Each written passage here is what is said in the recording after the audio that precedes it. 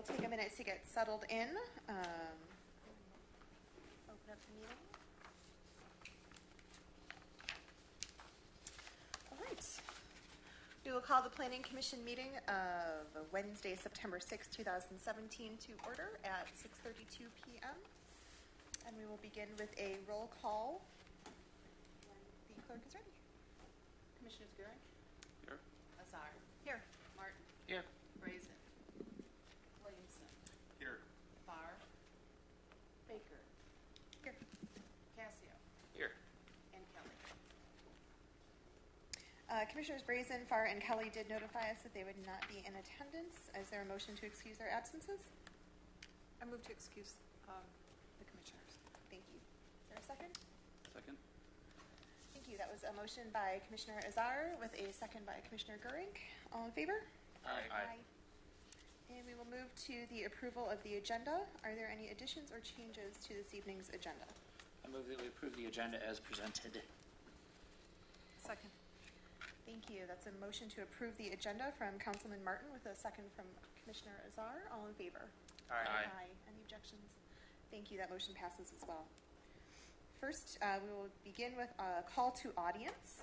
This is a time when the audience can address the Planning Commission on anything that's not on the agenda tonight. So the items on the agenda, there will be time for audience questions or comments when we get to them. But if there's anyone in the audience who wants to address us on anything not on the agenda, you can come to the podium and state your name, and you've got 3 minutes to address the Planning Commission. All right, we'll move on then to our first item, our public hearing. A public hearing is a time for the public to share thoughts on a specific topic, in this case, the R3 rezoning on East Bennett Street. You share your thoughts with the Planning Commission. We will begin with a presentation from the city staff. After that, I will open the public hearing, and then any members of the public who want to comment can come up to the podium. You've got 3 minutes to comment, direct your comments to the Planning Commission. After we've taken all of the public comments, we've got one email here as well to enter into public comment. We'll close the public hearing, and then we will address questions, whether we got questions from the public or if there are questions up here. We'll deliberate on the issue as a body. So we'll start with the introduction from the city staff. Thank you. So I'll just give a brief overview. But so obviously we passed the master plan earlier this year. Things are changing, trying to align with goals and objectives from the plan and recommendations from that plan. So one of those has been looking at rezonings where it makes sense. So essentially the process for rezoning with a zoning map amendment, the Planning Commission does review and either recommend or not recommend, and then that item would be then reviewed by the City Council for their final approval at a later meeting, public hearings at both meetings. This meeting in particular was noticed to 15 property owners, occupants on East Bennett. So the proposal is to rezone the district there from R1 single family to R3 single/multiple family residential. It's kind of been an area that we've been talking about a lot over the past couple of years, primarily regarding the commercial district just to the south along 8 Mile, with some new uses going in and some past rezonings there.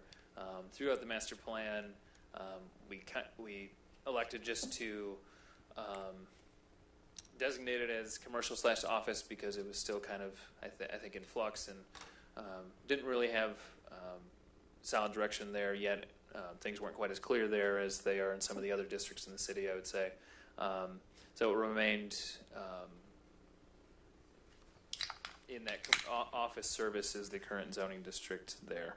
But what we had recommended throughout the master plan were more of these transition areas where you could allow for different housing types, and a lot of different areas. Particularly earlier this year, we rezoned some R1 areas that were adjacent to some M1 and I-696 area, the service drive there, to R3 to provide sort of a transition from some of those other commercial areas and industrial areas. So in speaking last month, we had a discussion item that was focused on potentially rezoning and putting a multiple family dwelling of a lower density type, I would say, or medium density on East Bennett Street. That would require rezoning. And then as we discussed that item, it seemed that it might make sense to just rezone the entire street, which would be 15 parcels there on the southwestern or southeastern edge of the city. So in your packet, there's just the background information on rezoning criteria and what that would mean. So right now in the district, there's some vacant properties, but there's also some existing single-family homes there. Those properties would be permitted because we did update the R3 zoning district earlier this year that made R1 single-family homes existing or permitted uses there. So it doesn't mean that by zoning at R3 it could be all multiple family. It could be a mixture. So it really just depends what's proposed there going forward. But essentially, R3 is different than R4 in that it is intended to be a little bit lower density than R4 that we have in some of the other portions of the city. And it's meant to be, it's described in the ordinance as a zone of transition for other districts, here being industrial nearby, Hazel Park to the east, and then the commercial district to the south. So here to answer any questions. As I mentioned, there was one letter that came in today, and then there was one phone call. I wasn't given an address, and it wasn't for or against, just wanted a clarification and an understanding of the rezoning. So. All right. Thank you. With that, we will open the public hearing at 6:37-ish, 38. It's hard to tell. No, you're right. There's a glare on the clock. And this would be the time for anyone in the audience who wanted to address the Planning Commission on this rezoning topic to come up to the podium. You can give us questions, comments, whatever you'd like for 3 minutes. If you would state your name and address for the record, and we'll take all the questions and comments, then we'll close the public hearing, and then we'll work with city staff to get answers to those, and we'll deliberate up here too. So welcome. Hi, my name is Carla James. I live at 1521 East Bennett. Welcome. So I live right next door to where they're proposing to make these changes. And I've looked online at some of the proposed models, I guess, of workups. And I guess my concern is, this is a quiet neighborhood area. It's, and I feel like it's a relatively small space to put that many people, and I'm just concerned about parking, about the amount of people that it's going to bring into that area, into that small area, and how it's going to affect the community. In one of the site plans that I looked at, like where the proposed dumpster is like at my backyard, at my fence line. So I just have overall concerns about them rezoning it as that. I didn't purchase my home with the intent of being in the middle of an apartment community or a condo community. I wanted to be in a single family and home environment. That's where I purchased my home. I've been there for 6 years, and I just am not in favor of them rezoning it in this way. It's not a really, from what I'm looking at in the plans, it's not a very big parcel of land, and to put, they're wanting to, it looks like 2 4-unit structure buildings there. It would be getting really close. It would be right on the edge of my property line, and so just have overall concerns about them rezoning it as such. Thank you. there anyone else to speak on this topic? We will close the public hearing at 6:41. We also had an email that was on the table under your agendas. Wanted to make sure everyone found that from Mr. Johnson, who it looks like is the person who owns the property and is then unsurprisingly in favor of the rezoning. But he did send this in and ask that it be entered into the record, which Justin has, and it has been shared here. So my first question, Justin, is I missed our last meeting, and I know that there was a discussion item about a specific project. Were any of these questions about parking and the impact on the neighborhood, things like dumpster location, which are certainly things that we look at when we have a formal site plan? So when it comes to screening from adjacent properties and these property line concerns, when you begin to get things close together, did any of those come up in discussion Yes. at the last meeting? Yes, dumpster was definitely brought up. The plan, what's proposed in the plan right now would have to be at least 20 feet from the adjacent R1 district. So that would be certainly fixed. The site did. So the concept drawing that was out Yes. there is it. Not only is it not a site plan, it wasn't even in conformance with our Right. existing codes. It was right on for most of it, I would say, but that was one thing that would have to be addressed. It did have enough parking by ordinance. Some of it was internal to the site, some of it was surface parking. But not on. We weren't counting on-street parking. Right. Okay. Right. Yep. And we did tell them to move the dumpster. Yes. Yeah. The planning commission brought that up, so that was early on. I know that's discussion. something we always look at. So Yes. that's a. I wasn't here, but I had a sixth sense. So when you, this isn't necessarily a different use abutting. You know, it's in our district abutting in our district. But was there any discussion of screening or barriers or how sort of Carla's house would be, separated from this neighboring building, from car lights, from the Sure. sound of Yes. So for any multiple family development, we require a screen wall. There's a Which rain. is brick usually. Yes, concrete, masonry, brick. The landscape requirements as well, and then all the parking required on site. Trying to think of what other things we covered off in that meeting, but all the usual suspects as far as site plan reviews go, and screening, lighting.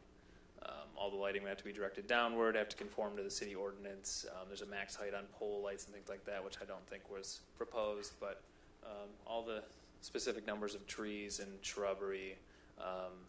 The facade was, I think, in close alignment with what the neighborhood compatibility would be.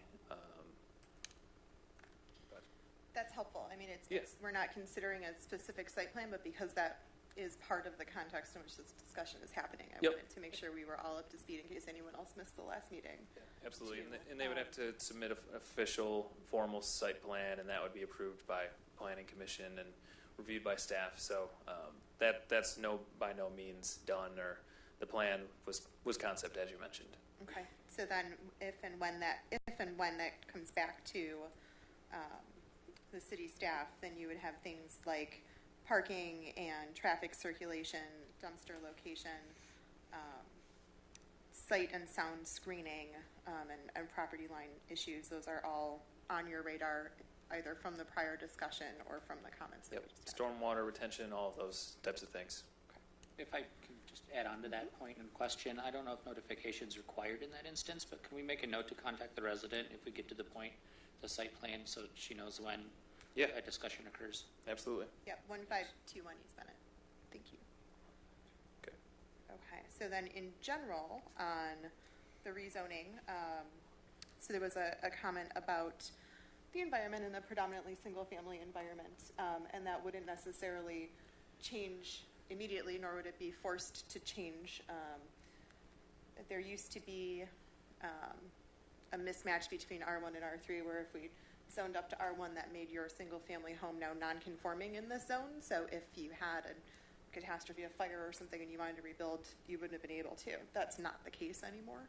So not only are these homes permitted, but frankly, you could build new ones. So if Correct. this Yep. developer said, well, forget it, I don't want to do an apartment building, I want to do 3 more houses, he could. If something substantially damaged your home, you can rebuild your home, no problem, Right. at least in zoning.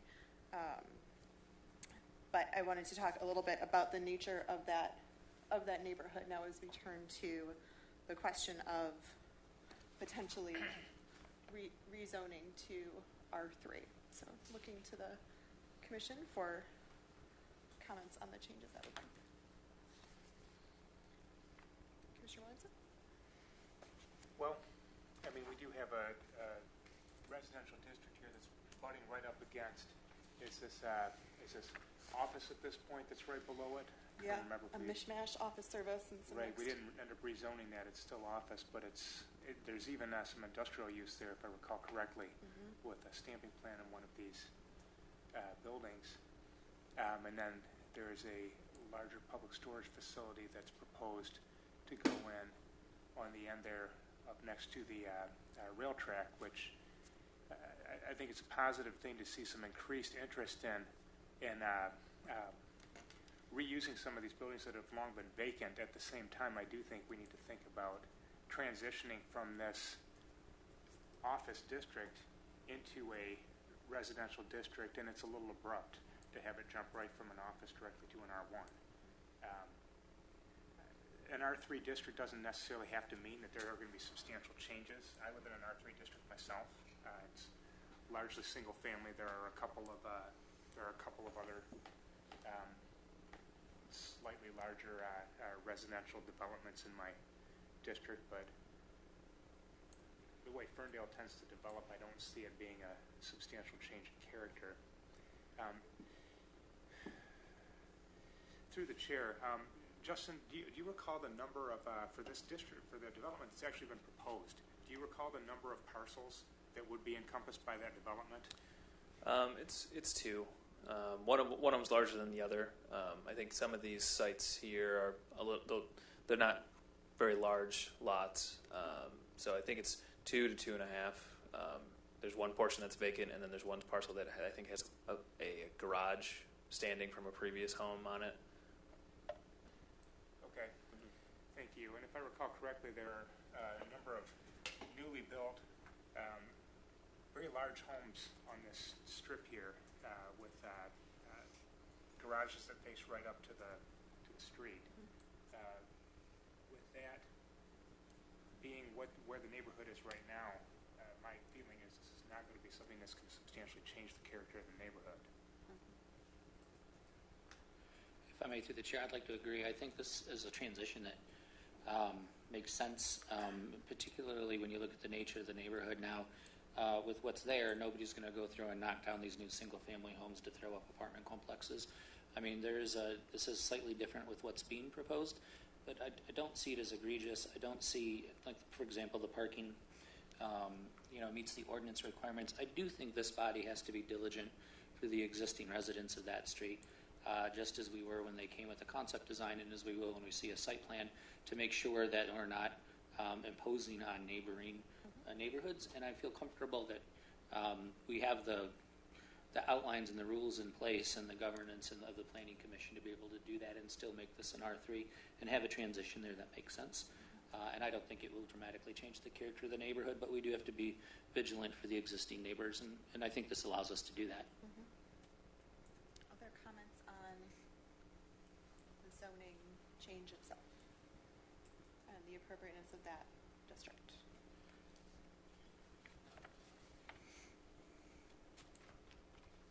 anyone ready to make a motion?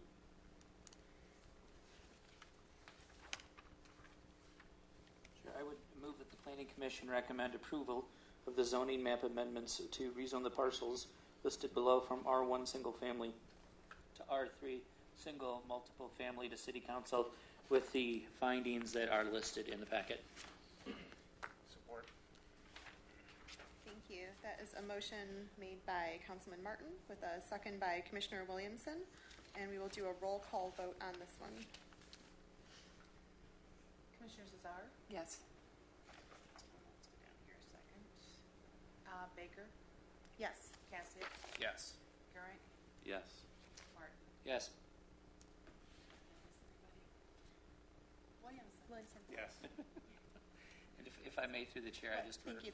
The motion passes. I would just want to remind, if we can make sure we notify residents when the site plan comes, that we make sure we have that discussion and encourage the developer to talk to the neighbors. I know he's a neighbor himself, but let's make Yeah. sure, if we can encourage that conversation. Absolutely. And I believe he, in his discussions with him today, he had spoken to a couple, and then he said he would go forth with the rest of the neighborhood. So definitely keep encouraging that. Great, thank you. Thank you very much. We will move to item number 5A, discussion item on 482 West 8 Mile Road. This is a special land use discussion.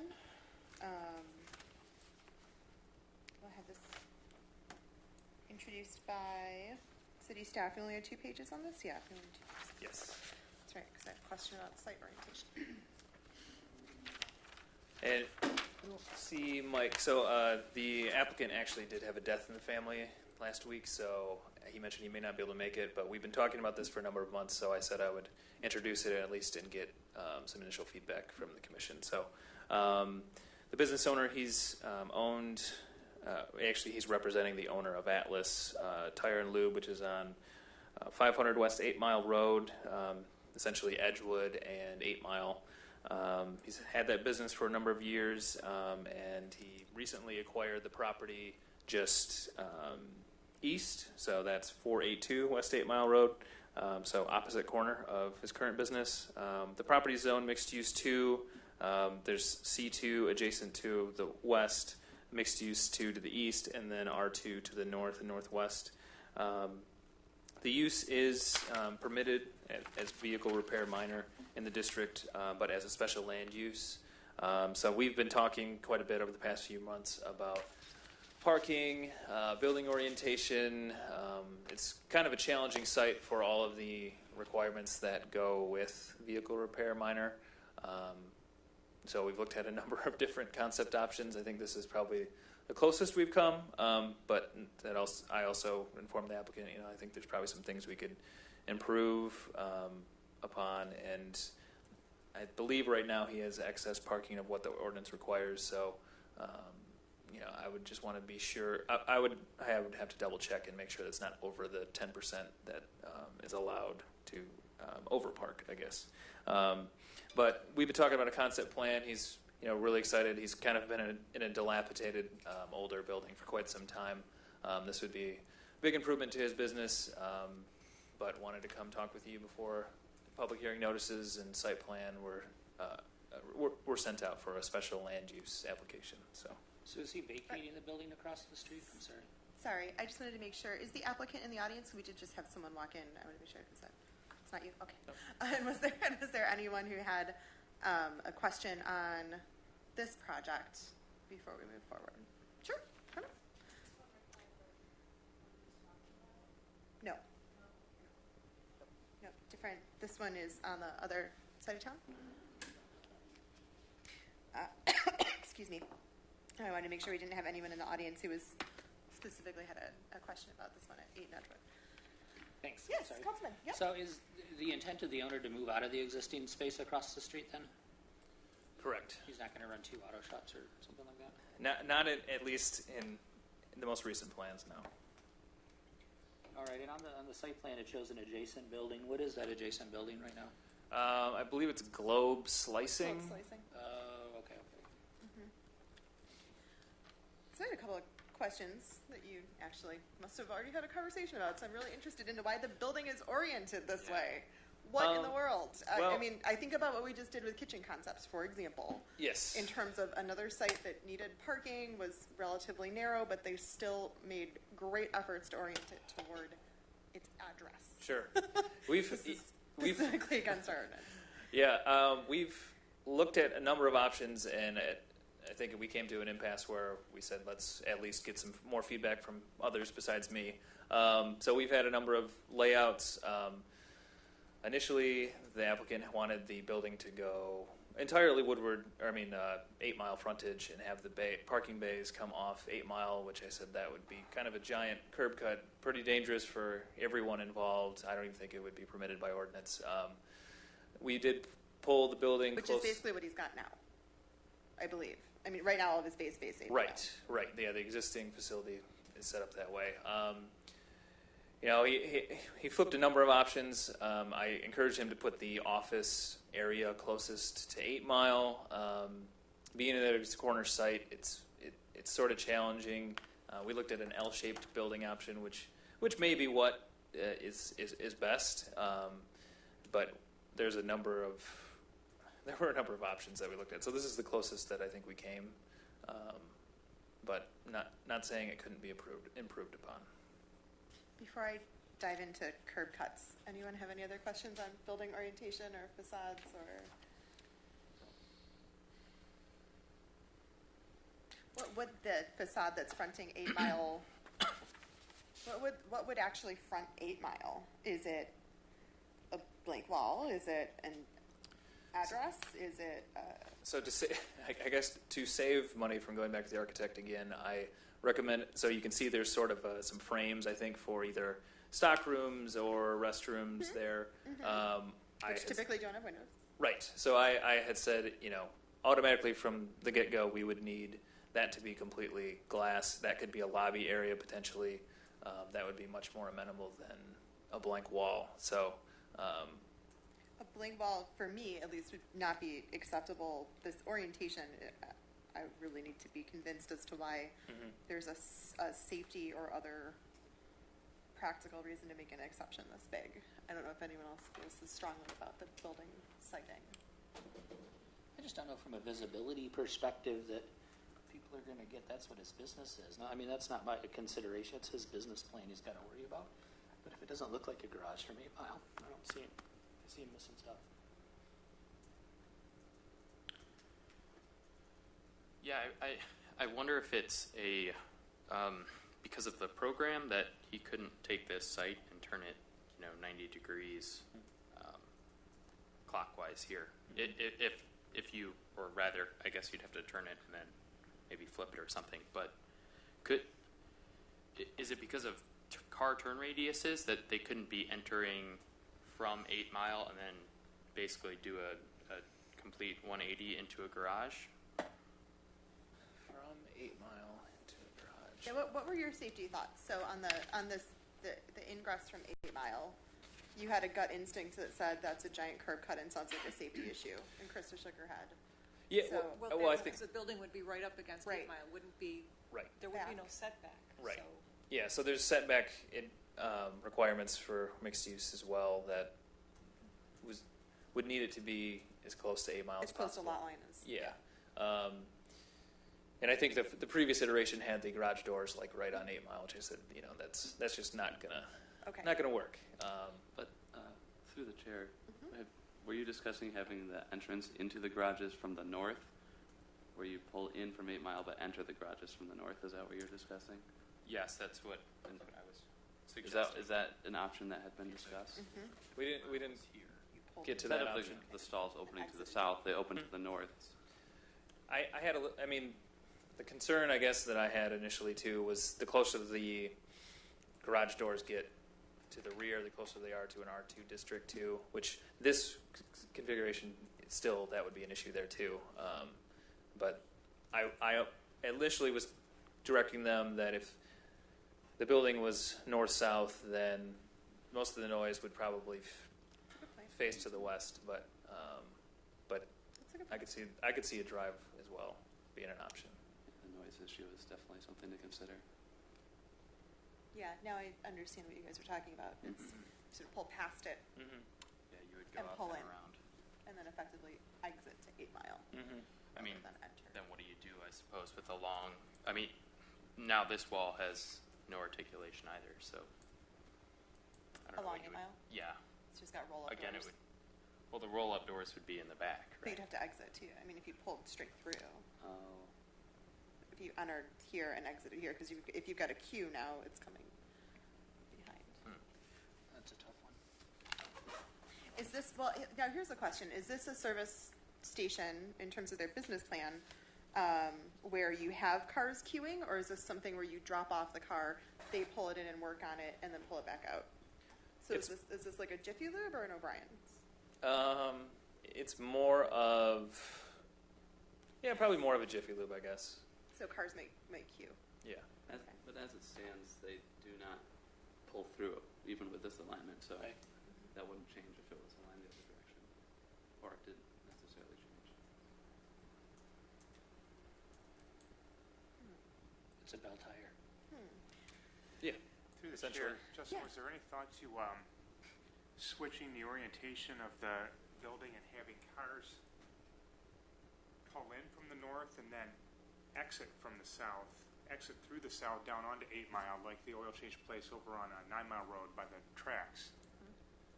That there That's never what I'm seems to be any traffic issue for that place, and you've got Nearly zero lot cars line. lining up back behind, but you still get the frontage on 9 Mile.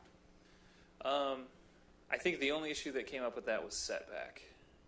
Okay. If I'm thinking of the same facility. The one I'm thinking of that's But- closest to the tracks is nearly zero lot line, though, isn't it? I mean, it's got a little bench right in Is it? front of it because there's two in a row. So the one that's Right. closest to the tracks is pulled much further forward than the one next to it. Right. That's closer to the CVS. Yeah, it's the smaller one that I'm talking about, the one that's pulled right up to 9 Mile. Okay, we can look at that and see. People come in, enter, you pull your car back up behind the building, and then you pull in from the back.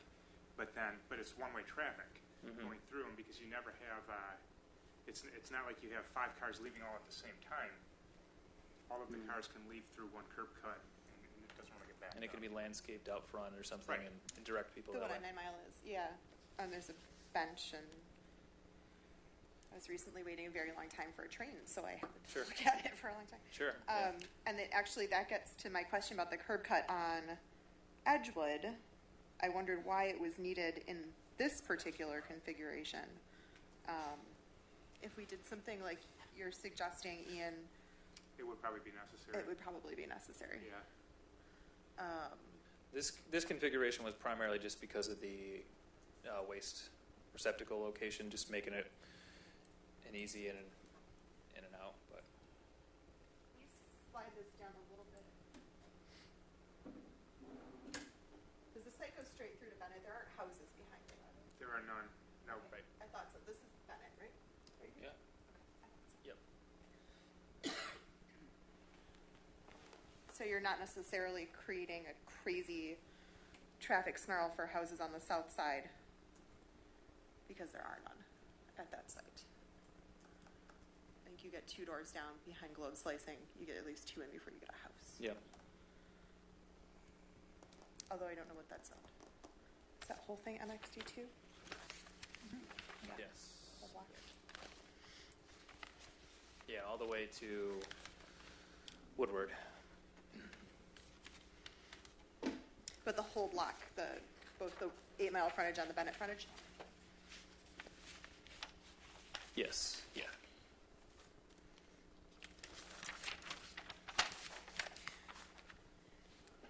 Any other discussion or comments? Did you get what you needed, or what do you think that? Yeah, I think so. Through the chair, I would talk to the applicant about ensuring that the screen wall and the landscaping up on the north side of the parcel are, that some thought really goes into that, because you do have houses along the north side of Bennett there that are going to be looking directly at this. So whatever can be done, and right now it's just a bucolic grassy lot.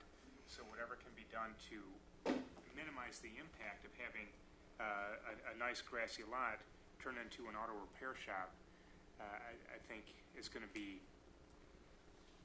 better for the residents and really in the applicant's interest as far as being a good neighbor and generating goodwill within that local area. Yeah, absolutely.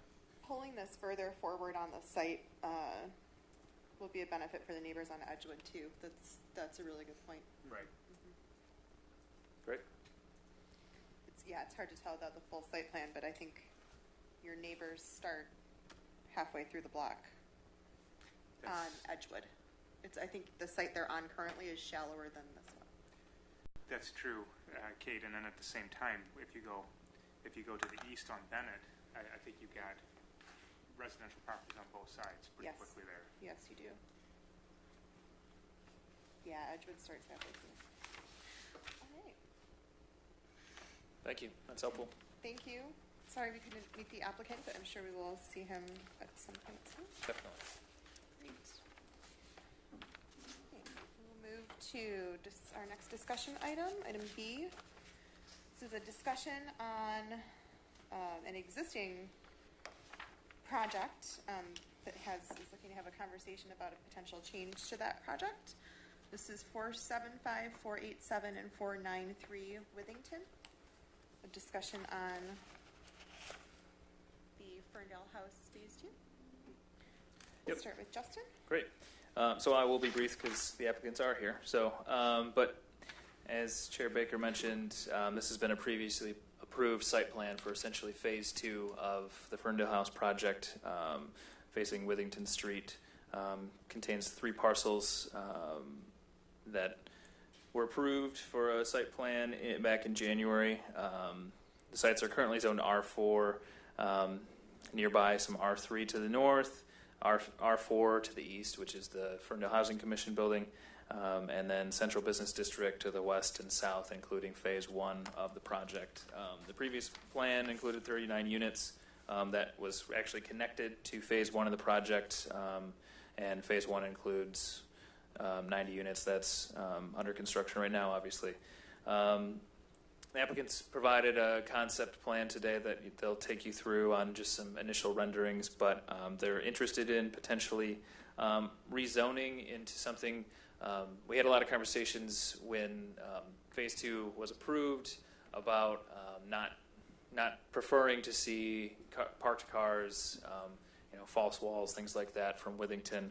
So the applicant wanted to consider, or have you consider potentially rezoning because of some of the setback limitations with the R4 zoning, and being that the future land use map calls for downtown, which designation which closely aligns with the Central Business District plan there, or zoning district there.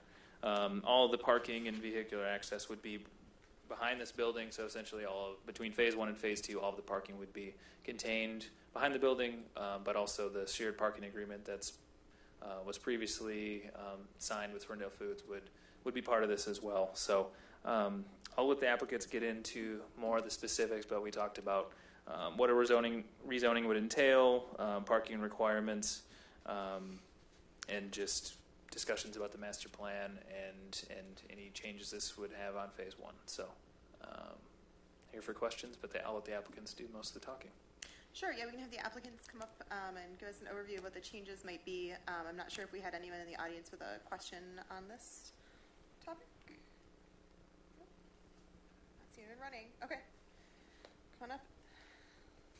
Welcome.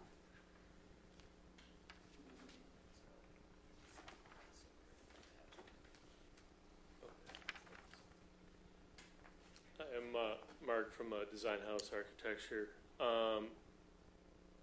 So the big change from what was previously approved to this is the whole first floor before was parking with an access out to Withington, which is now all the first floor units are 2-story units, which could be condoed.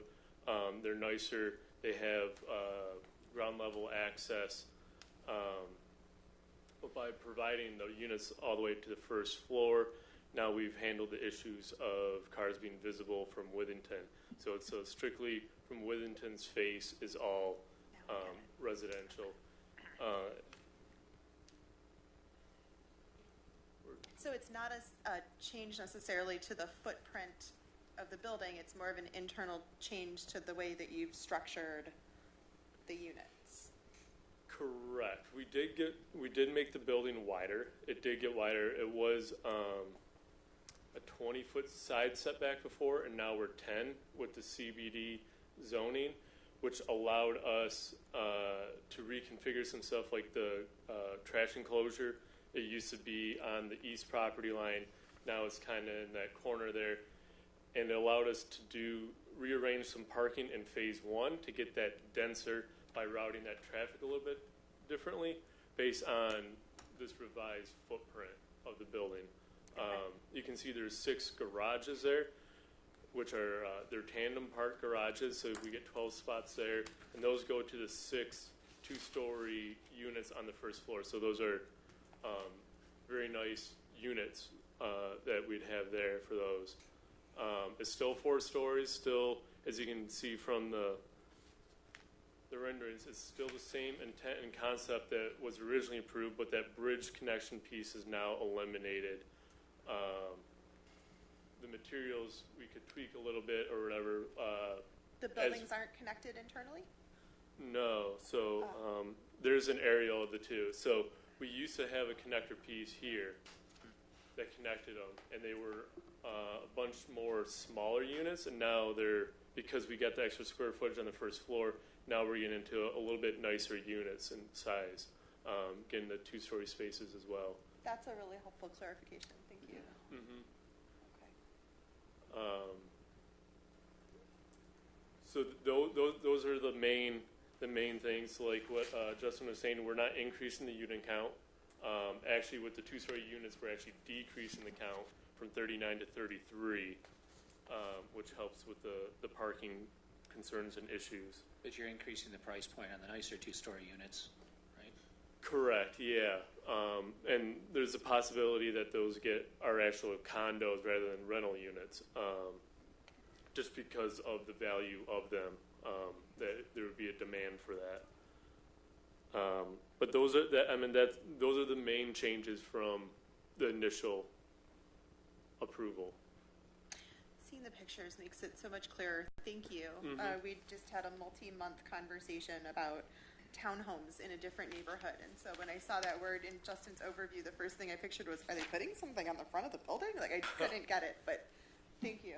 No, I meant the feel of the building's still the same. It's just those first floor units kind of have that New York, Chicago style, like access from the road ability. Are you thinking that you would want to do anything a penthouse type above it? Is there any reason to have a conversation about height changes between R4 CBD? Right now, there is no intent to do a penthouse. There would be possibly a roof deck for like a pet, exercise area or something along those lines. It would be like a single access point. It wouldn't be like each unit has their own access. Okay. But that'd be the only intent to use the roof would be for something like that. So no additional structures? No. Questions on the rezoning? Well, or I guess, were there any other clarifications or anything on the I'd just like to say that's a updates lot to the better building? than what you brought before. Yeah. I like that a lot. Through the chair, what would be what would the side setback be with your new proposal as opposed to the previous proposal? You mentioned it was going to be bumped out a little on the sides, but what were you talking about square footage wise? We're 10 foot now compared to 20 foot before. The CBD gives a 0 setback, but we don't want to get into the fire ratings. So if we stay 10 foot off those lines, it makes the ease of construction a lot easier, not having to fire rate all those walls. Because we lose the windows and all that, which everyone wants the windows. So. And would your front setback remain the same as it was with the previous proposal? No, we are a little bit tighter. We're 15 feet right now instead of 25 that it was before. Do you know what the setback is for the large property that was directly to the east? The housing commission. I'm not. Yeah. Are you asking where the building currently sits? Yeah. Or Do you know what what the front setback is for the housing commission building? It's more than that only because the circle It's drive got a driveway in the front. It's Yeah. got a circle drive. That's right. Okay. Are you comfortable, if I'm reading this right, you're actually losing height potential? Are you guys comfortable with that? That you would have a max height potential in R4 of 60 and now you're going on to 45? Am I reading that right, Justin? Correct. You guys are okay with Yeah. that? Okay. If I could, through the chair, do you know what the setback is for the house immediately to the east? That's the housing commission. Oh, that's The housing. Committee. sorry. Just kidding. Is there housing immediately to the west then? That No, is to the no west more is a single funeral families. home. So that's Okay. that's a parking lot directly to the west of that, Okay. and then Ferndale Foods.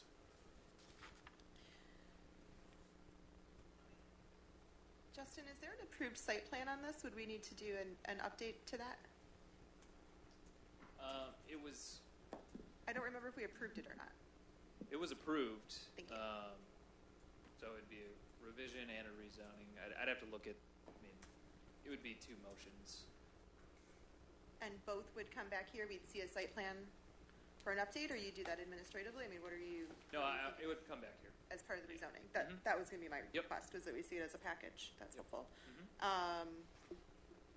We talked about the many different types of uses that are allowed in CBD, and I realize that the current intent, aligns with this picture and with this plan, but a rezoning of a parcel this large, if for some reason the project didn't go forward, or the developer, in a couple years market conditions change and they want to build something else in CBD, are you recommending just a conditional rezoning or a straight rezoning to CBD, or I think conditional would make sense.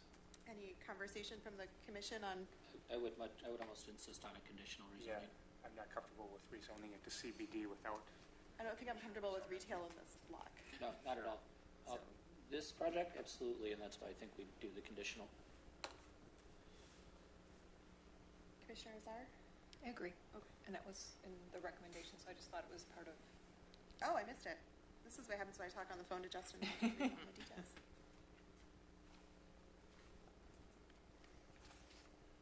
I guess the question is,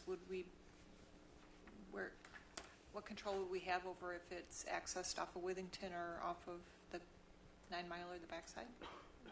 The a conditional rezoning could have Include that something like stipulation. This doesn't get it mangled up in the TIF district, does it? No, it's just outside. Okay.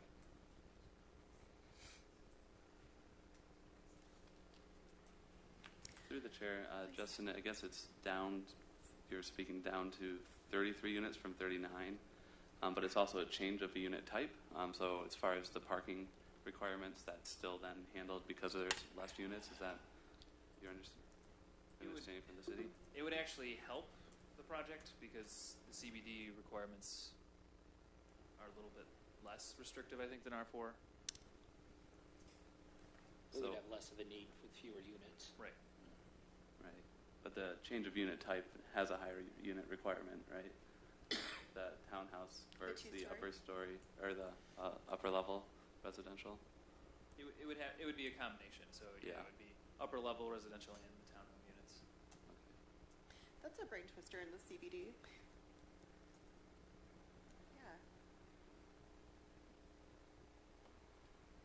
I can't think of another first-story residential example that we've had to do that calculation for in CBD. So if this is in a revised site plan, would there be a reduction in the required parking? Or is that going to stay the same regardless of what the actual requirements of the revised site plan would be? We haven't got that far. Okay. But, I think there would be a reduction. A slight Yeah. reduction, yeah. And then just for further clarification, because the trash is now moved off of that northern parcel and into the southern parcel, I know you've discussed higher density of the parking in the southern parcel. How does that align? Kind of, looking at the old site plan, this is smack dab in the middle of where everything's kind of circulating through there. So I'm kind of curious how that would actually impact the other site as well as this site. Yeah, is that in the alley? Sure. So we got along here where the cars were like half under the building and along that northern property line, if we rotate them perpendicular rather than angled, we're getting more spots per lineal foot of parking. Just that drive lane, the way that worked out, we still have enough width for head-on parking. So it'd be a center drive lane with parking on the It was one-way drive lane right before. around the outside. Yeah, so the garbage truck came in, went like that, and then out towards Planavon, where now that would be like a two-way access Okay. point. So when I say it gets denser, that's how I mean it's getting denser, is that we're gaining whatever it is, we get a spot every 4 parking spots or something like that. Right. But there were also parking spots that went west of where the dumpster is now that would also be impacted. So the dumpster sat like right here, Okay. and then it started like to angle in I right thought the after that. dumpster was on the northern parcel. In phase 2's, it was. Oh, it was a separate dumpster. So in phase 1, it was on phase 1, and then phase 2's approval, we moved it north pulled it of north. that property Okay. line into phase 2, and now we've rotated it. Okay, that clarifies that. Yeah. Thanks. I guess in practical terms, as much parking as you can keep on the site, I would be in favor of, as opposed to, because the CBD requirement means you can lose a couple, picking up a few somewhere else. I think it would benefit you to keep as many on site as possible, just in terms of what residents will need. And No, want to be it's our close to. intent to get that as dense as possible on site to make the residents happier. Yeah.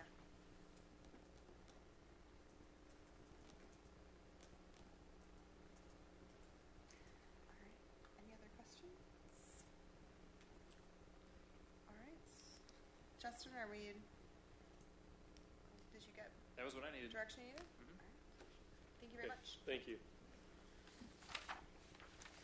Okay, we will move to our last discussion item, which is C, the downtown design ordinance draft. I look to our city staff and our partners from Safe Built Studio. Is that right? Did I say that wrong? What did I say? No, you did. Safe Built Yeah. Studio. Oh, Lord. We don't actually use that term yet. We still use Helpsell. So like the I first didn't time entirely- ever- I didn't entirely understand. You'll have to explain to me what it means.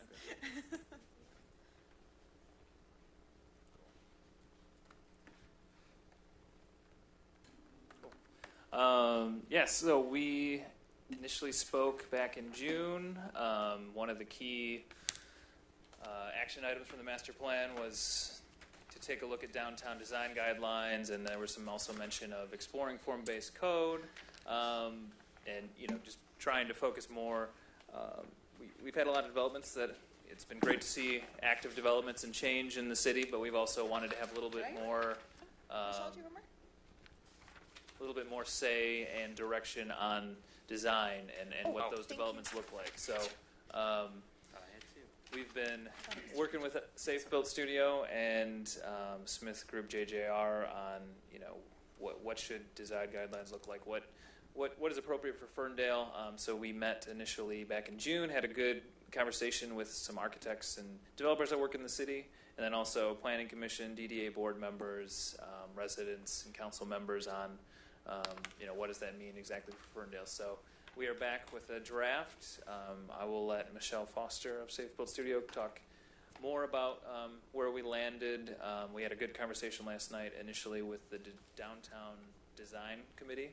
And I think that was just kind of the first starting point with this draft. And so I anticipate more conversations to come, but we wanted to get this in front of you tonight, especially considering the wave of development that's been happening, and we want to bring our ordinance, I think, up to a more modern state. So Thanks, Justin. Hi, Michelle. Hi, thank you. It's nice to be back. Yeah, so since Justin teed that up so nicely, and I know that most of you have already been involved, did everyone come to our initial June planning session, the forum? Remember we sat down there? Yes. Everyone on here tonight was there? I don't think Councilman Martin Councilman was. Martin? Okay. No, I think I was gone now.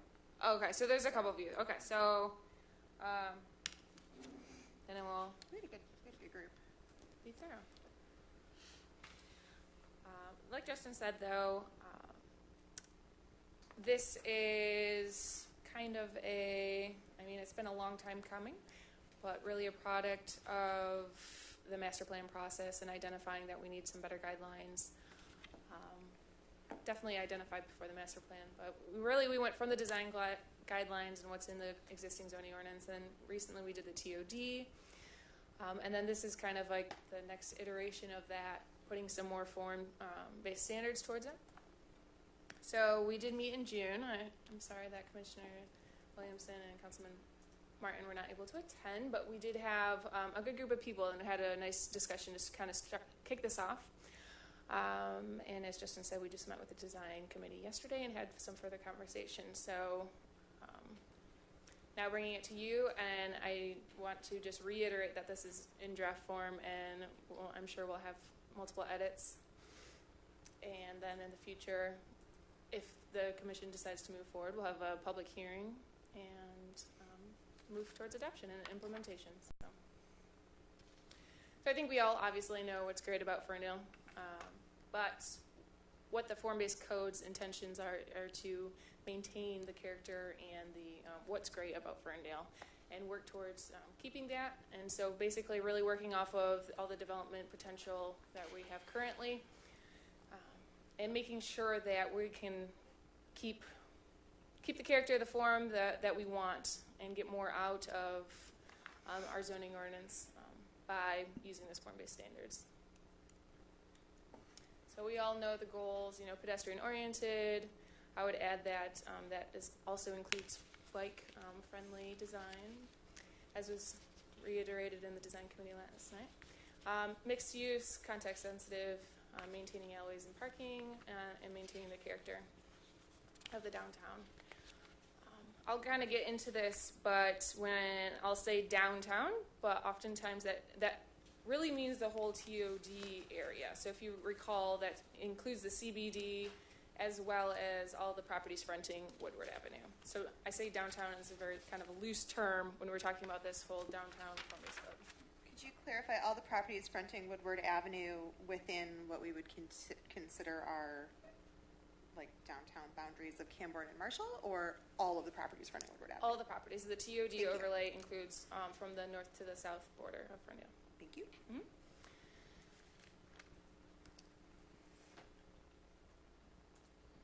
All right, so I'm going to talk a little bit about not only how the zoning ordinance maintains and all the standards will direct development, but also the developers do, obviously. You work with them quite often, and you know how it's really a play. When we were talking about Ferndale House earlier, these are the or probably even the better example is how, moving the building for the auto service building, How can we work within our standards to create and maintain the character that we want, and also work with the developer within their constraints? So part of our job and the zoning ordinance's job is to keep those standards and make sure that we're maintaining what's right for Ferndale. So that's our biggest goal. And like I said, it's the community is the zoning ordinance part kind of this. There's also the market, and then there's some land restrictions, including the natural cultural features, infrastructure, and some community amenities. Your market components include, pricing, funding, community trends. I'm just quickly going over these, but obviously we're going to focus on the zoning regulation as a community part of it. That will also include process, and obviously we've just went through the master plan. We're kind of in the zoning regulation stage now. So with all that, our task is to create these building form standards. Within the ordinance, the draft that you have, we have different building forms. Each of those have a description, the applicability. We'll talk about street frontages, and then what are those building forms going to look like in terms of massing, placement, your access with pedestrian and vehicular, your street level activation, and potential uses. So that's going to be something we'll talk about. That's could be optional. And then further, your zoning standards are your supplemental design standards, including your facade, your building standards, your parking screening. Then we'll have some alternatives to the building massing. So that allows for some variety in development. Then we'll have some building height incentives that we'll get into. And lastly, is your definitions and rules of measurements. So again, to reiterate our district boundaries, there's actually some options. We kind of went back and forth about what are we looking at? Is it just the CBD? Is it this whole, the TOD overlay district? Do we have to split up the districts? And going through and looking at the different standards, we kind of saw that there's just a lot in common within all of these. We really want a lot of, the 0-foot setback, just in terms of, vehicular access and whatnot. A lot of the standards are going to be the same. So we kind of decided that we could go with the one district, and then we ended up creating different building forms and different frontages. So this is something that can be changed. We can do the 2 different districts. It will become probably clear to you how that would be best done as we go forward. So just something to keep in mind. How is it best to kind of divvy this up? Is that the cemetery? I'm sorry? Yes, the big one. Yep. So as I said, we can create one district. We can create one district with multiple frontages, which is the route that we took, or multiple districts. And then additionally, we have the option of doing this as an overlay, as if the TOD is now. Some of the benefits of that is that you just maintain the underlying uses. You keep your, parking standards, your use standards with the underlying zoning district. Or what we could do is include the parking uses into each of the building forms in this district and remove all the underlying zoning. So that's something I'm going to ask of you to give some direction on tonight. So I just want to take a little closer look of, how this fairly large district is a bit different. So on the north end, we have these smaller lots and not much parking. Those orange little blobs are the parking that is kind of off-site in those P1 areas. So what happens with the lack of public parking or the lack of centralized parking is what you get to the right. You have a lot of your building mass kind of shrinks, having to provide parking on site. That's just the market that we live in today. You can't get a business use without having approximate parking. In the downtown area is obviously a different story. We know that there are the smaller lots on the west side, a little bit larger lots on the east side, but with that proximity of public parking, you get more building mass and build out on lots. On the south end, there's actually been a lot more build out of parking, taking over those parking areas, and you can kind of see that's changed and affected the building or the lot sizes. You have bigger build outs. But traditionally, you can see, especially on the northeast side of this section, that they started off as smaller lots and eventually kind of grown together and taken over adjacent lots as they grew. But again, there's limited public parking on this side. So parking is obviously a big part and component of development standards and how everything's going to get built out. So it's just something to always keep in mind.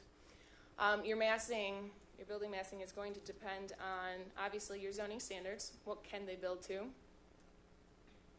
In terms of, Ferndale House, they said they changed their building massing by just extending their setbacks 10 feet on either side and get a much different output than what they had with the larger setbacks.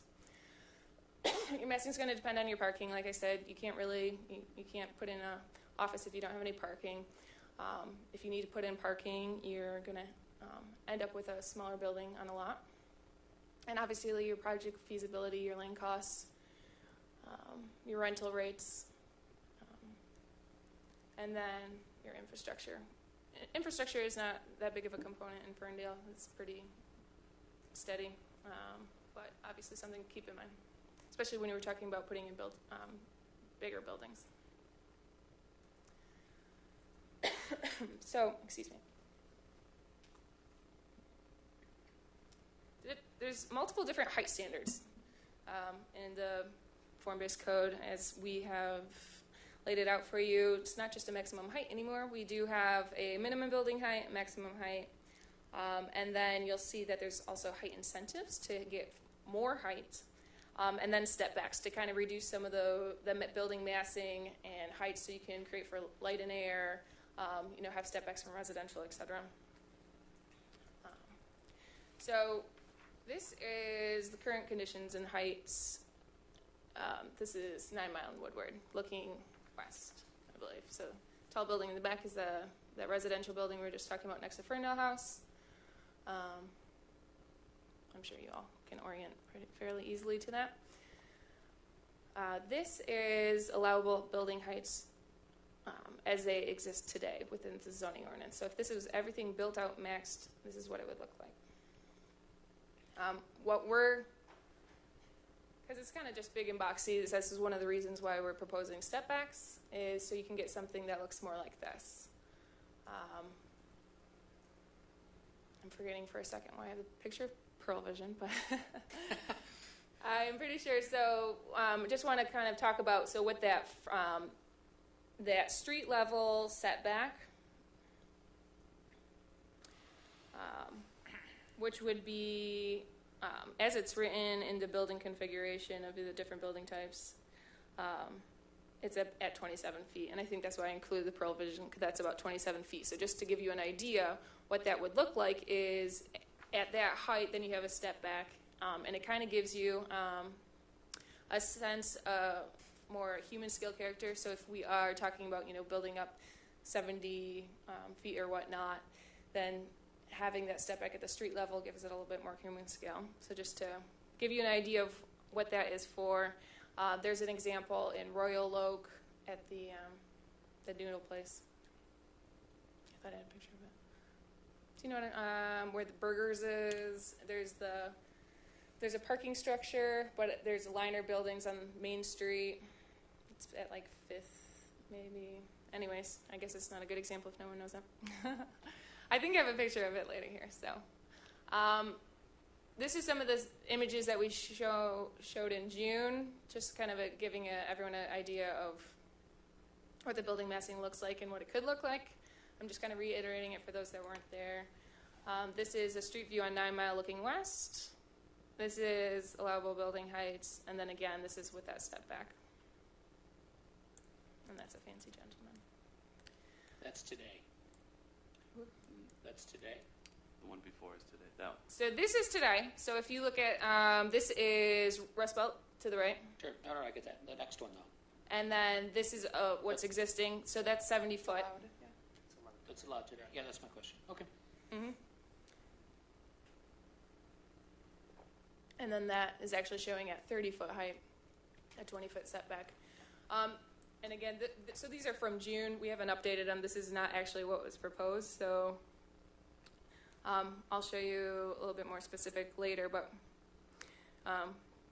we said at 27 foot and only a 10-foot setback. So it's a similar concept. The numbers can obviously be changed. So, well, here we go. So there's a minimum building height proposed of 2 stories, 26 feet, and a maximum of 5 stories and 55 feet. And I guess I should kind of back up and say that there's 4 different building types. Basically, when I was going back and forth between having different districts, there wasn't really enough difference, but there is some sort of difference. So we really want to focus on storefront types in like a 9 Mile with more like transparency potentially, and there's just very minor differences such as that, and you'll kind of see as we go through. So instead of doing different districts, we decided to do different building types. So there's the storefront, a general, a townhouse, and a drive-through. I apologize, I didn't put a slide in here going through the differences on those, but it is in the draft. So the storefront would be required, or could be required on the Main Street frontage. We propose a Main Street frontage from Livernois to Paxton, fronting 9 Mile. I believe that's it. Yes. So storefront would be required just in those areas, and it would be allowed in other areas. Like a drive-through building type, a townhouse building type would not be permitted on that 9-mile frontage. Is everyone okay with the different building forms for now? Okay. Okay, so then so you have your min-max of 2 and 5 stories, and then there's a feet width incentive. We have it at 100 foot now. One of the reasons for that is because of when we met with a group of architects, they kind of told us that there's really the difference between, and I'm sure Commissioner Cascio could probably speak better to this as an architect, but the difference between like stick and steel built, you go from 5 foot, and then if you're building steel, it doesn't really make dollars a cents unless you go up to like 100 foot.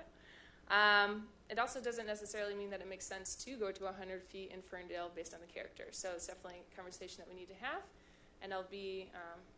Can you define more about that width? Yep. What does the width incentive part mean there? I'm sorry? What does the width incentive part mean there? Yes. Okay, so the building height incentives would mean that you would have to meet certain criteria to get to your extra stories. So it's probably a little bit difficult to read up on the screen. It is within your draft Yeah, no, this makes sense. I remember seeing this. on page 13. You guys will say it's page 13. So let's kind of walk through this a little bit. So 1 story kind of equates to a half story, and 1 point, and 2 points would be a full story. So if you have a prime location, which would be a lot located in whole or part within 100 feet of the center point of the intersection of Woodward and 9 Mile. Basically, if you're at the 9 Mile and Woodward intersection, Say 100 feet doesn't go very far from the center. oh, it hits a couple buildings at least. You know, it's not just the 4 corner buildings. Then you could automatically go up another story because you kind of want your tallest stories at that main intersection. And then, for instance, if you have like transit and pedestrian amenities, they would have to be, you know, somewhat substantial. It's not like you're just putting a bench out in front of your building, obviously. But you could get points for that. You could get points for outdoor public art, rehabilitation of a historic structure, affordable housing, providing public parking on-site, and sustainable design. Only because it's here and we'll get asked. Give me an example of a historic structure that you envision would qualify for this in Ferndale. I mean, we don't have The many church that lots. was just taken down? Well, it exists, yeah. Or And how I'm not great with the building names, but the one at the southwest corner of, 9 and Woodward, Ferndale Center. Ferndale Center, And how or something like that. is that a relatively arbitrary determination? I mean, how is that determined in other communities? We don't have historic districts. We don't have any historic designations, so it is. We haven't exactly figured that out, to be honest. I mean, is it Como's? Well, Yeah, we would have to talk about. I mean, from an age perspective, I mean, That's probably the toughest part of this chart. I would say right here. we're just playing devil's advocate. Oh, no, yeah. No, I'd rather beat it apart now than. Agreed. And if you have any help in the matter. So part of it can be a bit nebulous, and I would say one reason why that's not terrible in Ferndale is that oftentimes you hear, in terms of the facades, there's obviously some bad old facades, but then some good ones, and they're not always, a traditional historic characteristic, but having some of the like a 60s mod or some varying types is something that the people of Ferndale, I think, really value. And so it might be hard to define, but I'm not sure it's maybe a terrible thing. If you keep some of the historic facades in turn for, then going up a few stories, I think the residents would be happy with that, personally. It leads into an active argument or discussion that we've had recently over the last 3 years, about what is a historic building in Ferndale, since we don't have the districts and the. So it'll lead back into that discussion, I think. I agree. Well,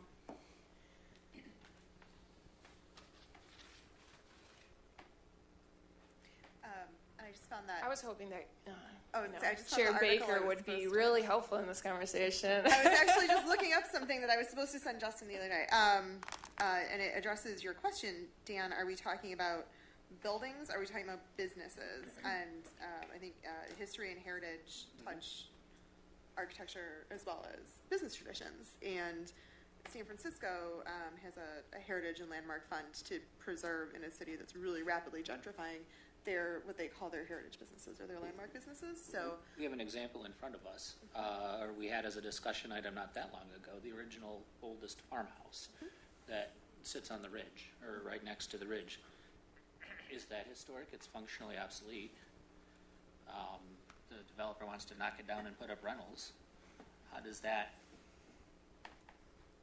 under this ordinance, I believe it's outside It's of the outside, district, but it's yeah. the situational example. What if it were, Right.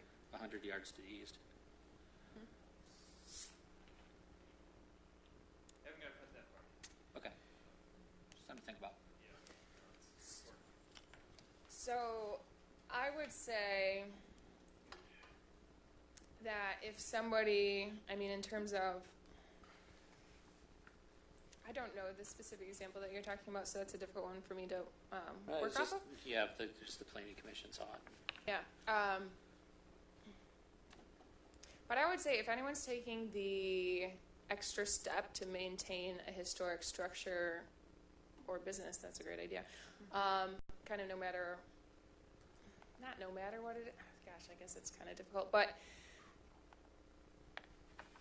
that is, I mean, they're only going to do if it makes sense, I guess. Sure. You know, they're not going to maintain an old historic structure that isn't valuable, I guess. In going back to a conversation we had last night about who determines, I guess, what public art is or what art is in the community, because you can obviously get incentive points for that as well. Is it possible, or is there a historic commission in Ferndale who could kind of make that assessment? We have an arts commission. We do have an arts commission, yes. So that's who we're saying could perhaps define what qualifies as art for these purposes. We But don't have a historic district commission No. formally. We don't know. There's a small nonprofit that does community history, but so I guess not a city body. okay. Yeah. So could that possibly become a commission within the city that makes that determination? I guess could that be a part of this? We've had an Form-based ongoing code. discussion about that, and there's mixed feelings back and forth about that because there are strings that come with a historic district. Not everyone's completely comfortable with. It's not just a designation. There's also rules, regulations around it from the state perspective. And we've tasked that nonprofit historical group, who's brought this up a number of times, to come back with a proposal of where it does work and it is non-intrusive. And we've been waiting almost 2 years for that. So. Okay, but as opposed to maybe a historic district, could it be more of a case-by-case basis as somebody comes forward with a property that they believe to be a historic property, and this commission makes a judgment call on if that qualifies or not? Sort of similar to the DDA's design committee. Yeah. Correct. Correct. I mean, I would argue, I think that idea has a lot of merit. On the other side of keeping things smaller, I would argue that it in lack of any other commission or committee, it's the planning commission's role to do that. I could see the planning commission doing that as well. My feedback to both those points would be that I believe Birmingham has a commission that they use for these instances. But then again, it adds to the process and the timeline of a project approval, so it can be, there's benefit and. Are there Some perhaps, is there perhaps some type of burden of proof that's not too onerous that we could put on the applicant? There's been, both by the Historical Society and the DDA, documentation and studies done. These mostly relate to architecture, not to business types or businesses themselves, whereby you need to come, and if you're claiming this or applying for this incentive, you as the applicant need to come to the Planning Commission with some level of proof of the style of your building, the year that it was built, its historic uses. I mean, that is relatively well documented between the city, the Historical Society, and the DDA. I mean, is that a reasonable burden to put on a developer if we're going to give them incentive points for historic preservation? I definitely think there should be some clarity, whether it's a list of, something you have to check off, whatever, some sort of clarity besides just an arbitrary decision making. There should be some criteria. I mean, my house was built in 1919, but I don't think it's historic. It's just old. Now, if you found Hoffa in it, it would be historic. Sorry, Commissioner Cassio, the Commissioner wants. I was just going to say, can there just be a body that maybe does the legwork up front and takes a snapshot in time right now and determines what properties in the city are historic today, and then that moving forward would be properties that would be considered historic. That'd be a request to the council, maybe to put something together and allocate some funds. To your point, though, Chair Baker, it's considering the context in which we're having the discussion, that this would be something that would be brought to the city by a developer that wants to go up substantially higher in height than what we have anywhere in the city. I don't think it's an unreasonable burden to require the developer to do some research and come forward with a proposal that explains exactly what the historic significance is of what they're looking to preserve. I don't see that as being a substantial burden when you want to possibly go up to 8 stories. And it'd be fascinating to see a proposal that shows, because we don't have any buildings that high today, that by saving a historical building, you can add 2 more floors to it. I don't know what that even looks like. Well, would it be that specific building that they were going to add floors to, or would it be they're going to preserve a historical building, and in exchange for that, they want to add additional Ooh, in floors another location? Somewhere else. to their development? That's the way I'm looking at it. Okay. And it is, just for clarification, the number system, you have to get 2 points for 1 floor. Yeah. Oh, 1 story. And you could only get 1 floor for historic preservation. Right. Yeah. There's a maximum. I mean, that could change, but that's how it was written, that you could only get, so technically, if you're only doing historic rehabilitation, then you could only go 6 stories maximum. Of course, you can combine points, and as I said, you could change it because, I actually didn't think of it that way, that you could preserve a historic site and then, Yeah, I didn't either. It's a great point. do an adjacent site. Oh, right. So in that case, maybe we do, if it's a really significant historic rehabilitation, then potentially we think it would be worth more than 2 points. I want to back up maybe just a little bit to say that the 5-story max is less than what's currently allowed. Right. Part of the reason we did that was because it's just a max for the entire large district. And then also we thought that currently buildings, so every building that you've seen approved in the past 2 years hasn't maxed 5 stories, and it's mostly because they've all been stick built. So there's kind of the cap for that. So we're saying that for people to get that more development potential, that they have to work for it. They have to prove to the city that they're giving back for us to give them that development potential. Did you have another question or comment, Michael? Just about having the developer do the legwork for a historic property, that still puts the onus on the planning commission to make that judgment call. So then there still is a body that is making a decision on what is historic and what's not. Right. I just think some sort of guidelines or criteria just to have some consistency and clarity, both for any developer as well as changing over for a commission. I think it would be a very solid step to take for consistency's sake. That said, I don't want us to have to be the body that goes out and does the research. If someone comes in and says, hey, this structure is historic, I'm going to preserve it. Right. They should do the research, bring it to the commission, and if the commission then has some guidelines to say, well, does this fit or does it not, then that's Can I- the best case. Can I play a bit of devil's advocate here? Excuse me. I would say there's probably properties that I can think of, definitely can think of, that I wouldn't want to be preserved to meet this criteria.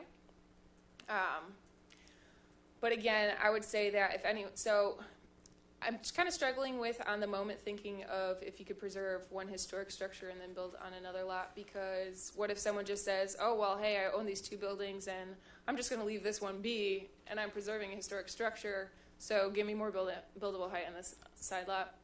So in the moment, I can't necessarily, I'm not seeing how that works. I'm not saying it couldn't.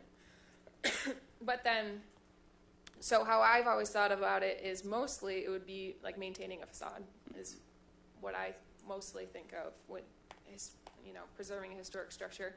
Mostly because I've heard that a lot of the structures in the downtown aren't necessarily buildable on top because of how they've been built.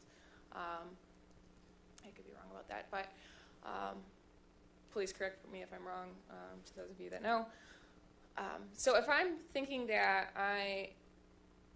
and again, I'm not a developer, but I'm pretty sure that it's cheaper to tear down an entire building and put one up rather than preserve a facade and build behind it. Not always the case? Anyone? No? I've heard this. I mean, It might depend on the site, I suppose. it's certainly a touchy subject about what the value is that you're preserving, right? So is it? I guess what I'm saying is nobody's going to do that unless there's that, but because it's not cost efficient. I think for the developer to do that, so they're only going to do it if there's a reason, somebody thinks it's valuable enough that they're going to put the cost into preserving that. well, and that you think either your street frontage or something else is valuable, right? So if it's a 1 or 2 story existing facade, what is it that we're preserving? So are we just preserving the pedestrian scale of that street frontage? And if so, the historicness, even if it's not quote unquote historic, it's part of the character and the existing nature of. So I guess what I'm saying is if somebody thinks, it's kind of like the same argument for public art. What is art? Art is going to be different to everyone. If someone, obviously we have to have a threshold that's going to make it significant enough that we're, giving back. But yeah, I mean, I think the Planning Commission and the council, at least informally, have both expressed interests in something that incents historic preservation. So, I mean, I'm at work for the Detroit Historical Society, but I run the finance department. So the ability of us to put that together as a planning commission is probably pretty limited. So we would be looking to staff and to our consultants to help us maybe look at some best practices from other cities. I mean, if there's something that you want us to read through from Birmingham or Birmingham's difficult because they do, I did look to theirs. So they do have the commission. They do have also designations. So we can put together something a little bit better. I guess what I'm trying to get at is maybe my threshold would be a bit lower than some others. And what does, in terms of the historic character? Because when we're talking about the historic nature, there's not, it's not, we don't have the main branch of the Detroit Library or something like that. There's not that sense. And I think the residents of Ferndale sometimes value some of the, I guess lower value historic facades. I don't have a better way to put it, but I don't know if you am getting what I mean. But I mean, so I would look at our post office as an example. Yeah. A building that has, it's a typical small town, downtown. Magic Bag. gotcha. Well, because it has a giant buildable lot next door was what my comment was going to be. So if, for example, you preserve whether it's just the facade or the front building of the post office, are we now allowing you to build something larger, through this transferable sort of air raid sort of thing, behind it, and does that fulfill our intent of historic preservation? Part of my intent would be for that space to be used, not just frozen in time or mothballed so that my streetscape looks the same, but that it's still active and it's part of the development. In that case, I don't think preserving a facade benefits us one way or another because it is a relatively typical sort of looking structure, but it's an important space in the neighborhood. I don't know. The example is helpful. The post office is the one that comes to mind because it's a relatively big parcel that we maybe have a conversation about sooner than we think, right? Who knows what's going to happen there? Mm-hmm. They've been talking about it for years. That's helpful. Okay, we can come back with better recommendations. Okay. I would say, just in terms of some of these others, the affordable housing will mimic the affordable housing policy. I put in these examples of the 20-40% units just as kind of placeholders, so don't really put too much onto that. Same with sustainable design. Those are going to be constructed by the new sustainability planner once she kind of gets her feet wet. So, other than that, any other comments in terms of anything you think is missing or something you don't think should be has enough merit for allowing more height? Just not on the incentives, but I think you will have an interesting and electric discussion around that 8-story max with incentive. Because I know there's mixed views on that. Yeah, so let's actually maybe talk a little bit more about that. I would say that I personally kind of like the max at 5 with the incentives, especially with the prime location that kind of gives you an automatic at the prime locations. But in terms of maybe locations within the district, so for that storefront building type, I identified the Main Street frontage. I think that's pretty basic and but in terms of the height, should we kind of maybe more mimic what's existing? Are there, I guess, what are you thinking in terms of? My feedback would be, and I'm interested what everybody else says, is, and the mayor will probably disagree with me, but this is a discussion document. If you want to put in 8 now for discussion, as long as we're clear, that's the point of it, and get the temperature of this body and council and the other folks that'll look at it. I don't see any harm in keeping it in right now. My thought is eventually we would reduce it, but this is kind of an early phase, and you can let the discussion happen and see where we land, and I think that will be less than 8. But as far as changing it today, I don't know that you have to today. But be really clear that it's for discussion. I'd put it right on the front page. Agreed. Like confidential discussion. Crystal, it's for discussion. No. Looking at I think we could gut test this as well, pretty quickly, and if we find out that there's a strong feeling that there are very few spaces that would be appropriate for something that high, I think we limit the options. So to do a provision of significant improvements to public infrastructure and facilities to get you 4 stories. I mean, 4 points, 2 4 stories. points. significant. Yeah. Four 4 points, points. 2 stories. Sorry, to get you 4 points. I mean, Pretty that confusing, would sorry. be significant. So I just don't see a lot of opportunities for the conversation to even come up, and I wonder if the planning commission, based on prior conversations about height and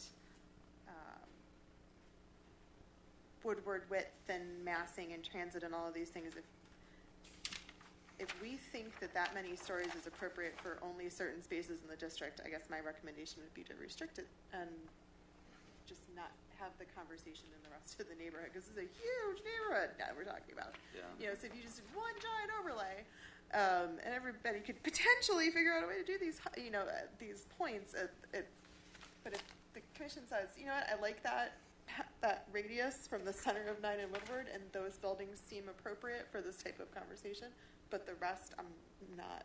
Yeah, maybe define a smaller district that might be, for conversation. I think that's a fine idea. It could be an option, Yeah. unless we then say, or we could say no. I think And we again, should as let it's that. for discussion, why not bring me 2 or 3 proposals? Bring me one that's as it is. Bring me one that's got a radius out of 9 and Woodward that say that may be appropriate, and bring me one that caps it at 6.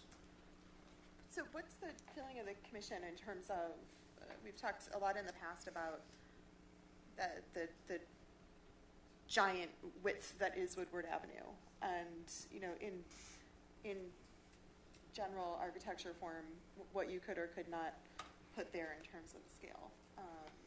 And then I think in general, we've actually notched down a little bit. So you look at what, the textbook would tell you could do in relation to that width.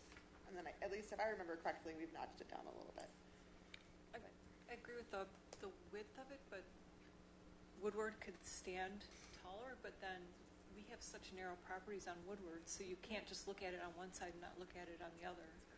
So there's not a lot of transition from Woodward to what's behind it. It's just a very narrow corridor. So that's a great point in terms of how it impacts the side streets. Well, I wonder if that could be resolved by the different frontage types that are written into this this draft, or perhaps the different districts. As I flip through this, I think we have main streets, which are 9 and Woodward, correct? But perhaps the street behind that might be the next general or some other frontage type, which would basically have a step down in its height restriction or setbacks or something of that nature. I was also thinking frontages until this conversation, which I just think I had maybe a better idea that would be less confusing in implementation. Because if you implement too many frontage types, it just gets confusing. If this frontage type and it'd be this Sure. height. And what we could do is just do, like, as we said, within 100 feet of 9 and Woodward, you have so many points. We can just we can limit the number of stories you get through the height incentives table. So basically, you can just say, well, if you're on Woodward, you can have a max of so many points, or if, and elsewhere you have a different maximum or something like that. I think it would be a little bit easier to implement than the frontage types, but it's essentially doing the same thing. I think the challenge, sorry, I don't know if I cut in line or not, but I think the challenge still remains where Woodward in its width and its frontage is one thing, but these streets don't have a secondary street behind them. You're just going straight into other parcels, in a lot of cases. You do have some area close to 9 Mile and Woodward where you do have a secondary street where you do have a little bit of a buffer, but in many cases it's going straight back to some of the residential properties. There's, you're no longer on these two major corridors. We don't really have, a core downtown, with a grid system. It's two corridors that hit each other. So that is a pretty unique challenge as far as talking about these heights. So I don't know. I think, with the exception of that corner at 9 Mile and Woodward, it gets very challenging when you're talking some of these big increases of the heights for maximum. For me, I know it's 30 feet over the current highest level, is my understanding. When you're talking 100 foot with incentive, but that's at the highest level of the highest section of all these districts. It's more than double some other ones. So that's very extreme to me. Yeah, I share the concern. I mean, you go 5 blocks north of Woodward and 9, or 5 blocks south of Woodward and 9, and you've got properties here that are fronting on Woodward, but these are relatively shallow properties that literally have, within 60, 70 feet, you've got residential properties right off of Woodward. Putting even a 6-story building on some of those parcels, I think, I don't know. When I think about the possibility of going up to 8 stories in some of those parcels that are getting that far away from the actual 9 and Woodward corner, it gives me a lot of pause. That height at 9 and Woodward gives me pause. I know. Honestly, I know. it feels like it would be a really detached. It would be detached from everything else. And the actual parcels then on those 4 corners are far apart from one another. Right. You actually still have a big gap. So it would feel somewhat isolated. Yeah. So as a suggestion, why don't we keep the radius from 9 and Woodward idea, but that still resonates with me, and use that as a 6-story tap out. Because I think we heard that no one builds 6 stories. Right. It's not You're essentially just limiting it's not yourself to 5. financially viable. Yeah, either Yeah. way. I'm okay with that. That this typical 4 to 5 space that we're seeing is Yeah. what you see unless you've got a tall steel structure. Yeah, So, okay. I mean, I'm good with 5. Unless unless you. So This is very different than what we've talked about in the past. I think if our former chair were here, just trying to channel Sarah, we might be having a different conversation about more density as it relates to height. And we did talk. The building that didn't get built near Affirmations, there was a conversation about are you looking for height or are you looking for density?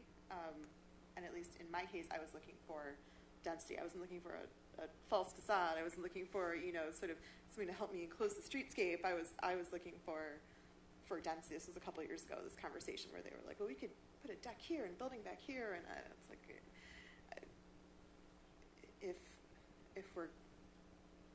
if we know we're already ahead of the region on transit-oriented planning, do we want to put ourselves further ahead? We wanted to be ahead of the curve. Now, for political reasons, we're really ahead of the curve. Do we want to stay ahead of the curve? Is it in our best interest as a city? Can I make a few comments before we move? I want to continue this discussion. Just a little bit of feedback. I guess what I'd go back. So currently, the development costs don't make sense for like a 6 or 7. Right. But it doesn't mean that won't change. So I wouldn't necessarily say that we have to make zoning decisions based on the developer's side of things. We want to keep it in mind. So I just go back to the kind of the 3 prongs. We have the community side, I already forgot what they were, but whatever. You know what I'm talking about? So we can keep in mind the developer side and say that, if we do only do 6 or 7, we might just be limiting ourselves to 5. However, that can always change. So just keep that in mind. And then I would also say, I know it. The yellow circle then would include the different capacity of the sites, but I'm not going to the right slide, but you are going to be very limited on most of those sites to build higher than. It's actually very challenging to right now build 2 stores, just because of parking. So a lot of these, especially on the north end, a lot of these sites will have a hard time just being redeveloped as it stands, having a 2-story minimum because of parking. I think that's a bigger conversation about how we can plan for parking in the future to allow for some redevelopment and to allow for some density, especially thinking of Woodward as a major transit corridor. But that's kind of beyond the scope of what we're doing here. Just something obviously to keep in mind. So, and then I guess another comment. So yes, those sites are narrow. That will limit the development potential, and it does keep them close to the residential. But then the next part of this height discussion is stepbacks and setbacks from residential. So I don't want to necessarily push this away because I think this is a great conversation, but maybe we can move forward and then we can always come back because we'll talk about context, sensitivity, and how we can reduce massing to make it feel a little bit less kind of ominous or like. Yeah, I just want to add one other thought based on the last time we did our zoning ordinance update in going to 70 feet at some of these key intersections and key areas in the downtown was a deliberate transit-oriented strategy, right? We wanted to be ready when the transit came and the market was right and people saw an opportunity to build. So we're seeing some of that maybe lower than would be allowable because the transit isn't here yet and you still have to figure out parking and you have to figure out these other things that eat into your bottom line. But if I guess some guidance from the commission or otherwise on whether we think we're still at the right height to be ready to capture those transit opportunities and not let them pass us by in terms of development when it comes. Do we think that 70 is the right thing or that it needs to be higher? We haven't topped out at it yet, but we haven't got transit yet. So we went higher to capture a market that didn't quite exist that we saw coming. and it's still kind of coming, it doesn't quite exist. Does it need to be higher, or have we already aligned ourselves with the market that's now 10 years behind where we thought it might be? One thing we could do, if you don't mind, so when we talk about transit and pedestrian amenities in the height incentives, we could include a radius to a transit station as one of the, so that we're planning for the future. So I would say, thinking of all the development along Woodward with the rail line, one, it's a very intricate kind of dance that they're doing is the development and when the transit came in. I mean, for years it was, it's coming, but when is it actually coming and when is it coming? And you see that now that it's actually getting built, the development potential is majorly increasing. And so I would say that Ferndale's very progressive and wants to be ready for something like that. So yes, maybe just keep that in mind, and maybe we can build this incentive chart. We can make it maybe more, kind of stringent. We think that never, we don't ever want to go to 8 stories because that's just not who we are, or at least not now. But maybe we can go a little bit higher, and it's only for these specific things. So we can say, public art's really awesome, but that doesn't mean that you can build a 7-story building. I think Obviously, that's kind of already built in, but you know what I mean? We can make it a little bit more strict if we need to. To Chair Baker's point, though, at what point are we being hopelessly progressive? I'll use that term. In that, yes, we're ready for transit. We got it. We embraced it. We're ahead of everybody else. But the back end of that boat sunk, and we'll still say it's coming, but there's no light that's the train at the end of the tunnel right now. It's kind of dead, to a degree from as far as reaching us. So how much is just being, again, hopelessly progressive versus practical? Is that kind of where you're going? Sort of was it, when it gets here to 70 feet suddenly make more financial sense for them, and Right. do I need to adjust to 100 if that's what makes financial sense for them now? If it isn't, if it creates great discomfort in our community. I think one element, I think the one that sticks out to me of all of these items is the inclusive housing portion, and just conversations of just people interested in developing in Ferndale, and many of them have came and went, and some of them have done projects since I've been here. But I think getting that extra height is really what will make that inclusive housing policy come to life. I mean, the policy for us can only affect city-owned property or property that gets incentives, but this would, I think, allow for that opening to do that. I don't know if public art should really be on the list. To get to 70, but again, I know I'm playing devil's advocate here, and I don't even believe everything I'm saying, but I brought this point up before too. We're way ahead of our master plan on housing right now, right? So how much farther ahead of our own plan do we want to get We're at ahead the of our risk of markets holding the bag? In 3 years when the market drops out or whenever. There's a reason we had those estimates in the master plan. We're so far ahead of it already today. How much more far ahead of it do we want to encourage? I think that's a discussion we haven't had yet. I think it is an important discussion, one that I would agree with. But there's also almost, they're estimates for a reason, so you can't really, it's not a true number. We don't really know what's going to happen in the future, so we do want to make sure that we're preventing what we don't want for sure, but then also allowing and encouraging what potentially can happen. I agree. Let me just say that. But what I know on my list of what I don't want for sure is a real estate glut with a lot of vacancy, and that's the discussion I want to have because you raise very valid points. Yep.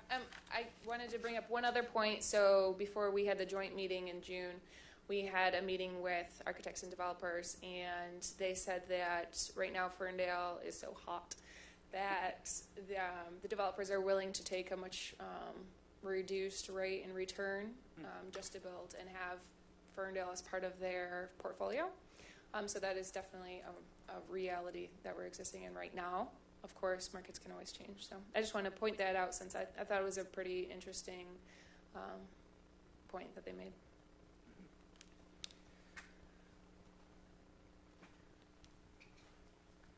I'm done. I guess just one more thing is that in reducing our max height without incentives, I think we are that sets us up to at least get some benefits as a city when developers do come in and want to build something that is now 70 feet. So let's say a 5-story building. Now, not only do we get that 5-story building, but we also get some amenities such as a LEED building or a green building or something, or public art, or something else that will really benefit the city and help us. So, Agreed. so I like the fact that we've reduced the height in order to get something back, and maybe part of those incentives are also creating another use, like creating commercial space, as opposed to just creating a glut of housing. Maybe office space would be an incentive of a point or something as well. That's an interesting point that I'm surprised that's not already in here, because somebody brought it up at the June meeting that we should incentivize different uses. So thank you for bringing that up. That's a great point. Yeah, it may also help. And I know it's work for future discussions, but having those graphics where you show either current height, existing approved height, or within our ordinance now, and then what the future heights are, having those and then having them actually match what the discussions will be in the future is going to be very helpful. Mm-hmm. Some of these discussions that we're having is obviously, you can't put a 100-foot tall building on Woodward with a house right behind it, but having that more accurately represented with some of those graphics would be helpful for discussion, so people are all on the same page when you're looking at a picture. Versus, some of the confusions on the tables, and then when there's actually different setbacks. Definitely. Yeah, if we're such a hot market, and we are already seeing losses that we're uncomfortable with. I'm thinking back to our historic structures now, the convent, the church across the street, the conversation on Pinecrest,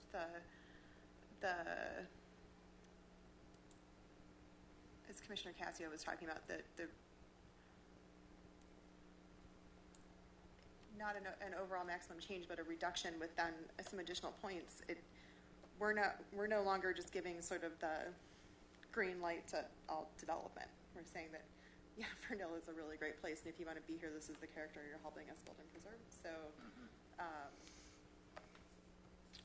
and I think this document gives us some power that we don't have right now to create a community that we all want to see that's not currently represented in our ordinance. So whether or not this maximum height is the right number, I think this is the right direction for the city.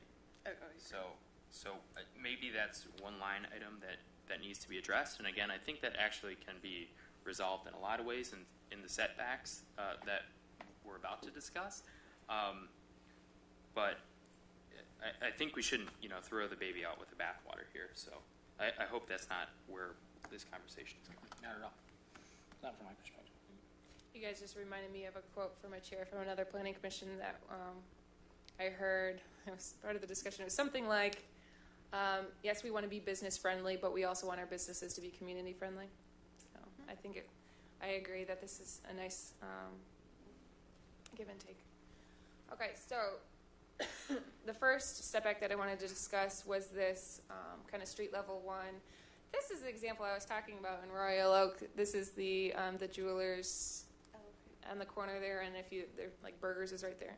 Burgers might even be gone by now, but so if you can recall this block, it's difficult to tell by this picture, but the new development matches the height of the jeweler building on the corner, though it goes 4 or 5 stories higher.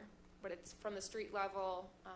It kind of gives this more like pedestrian scaled height character.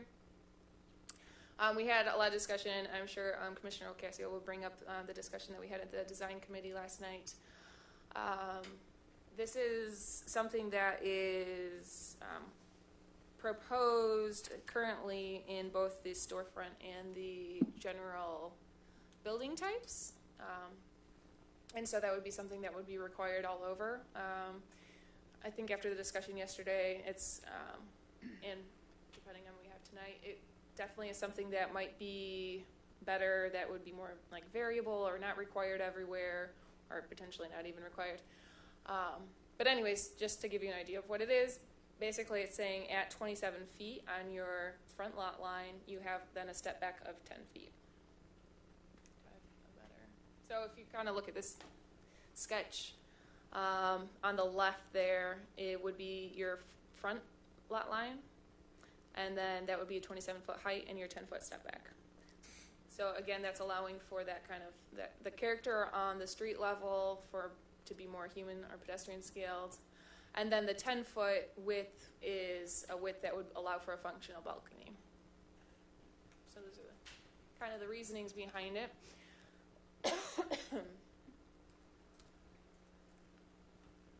Move forward, discussion.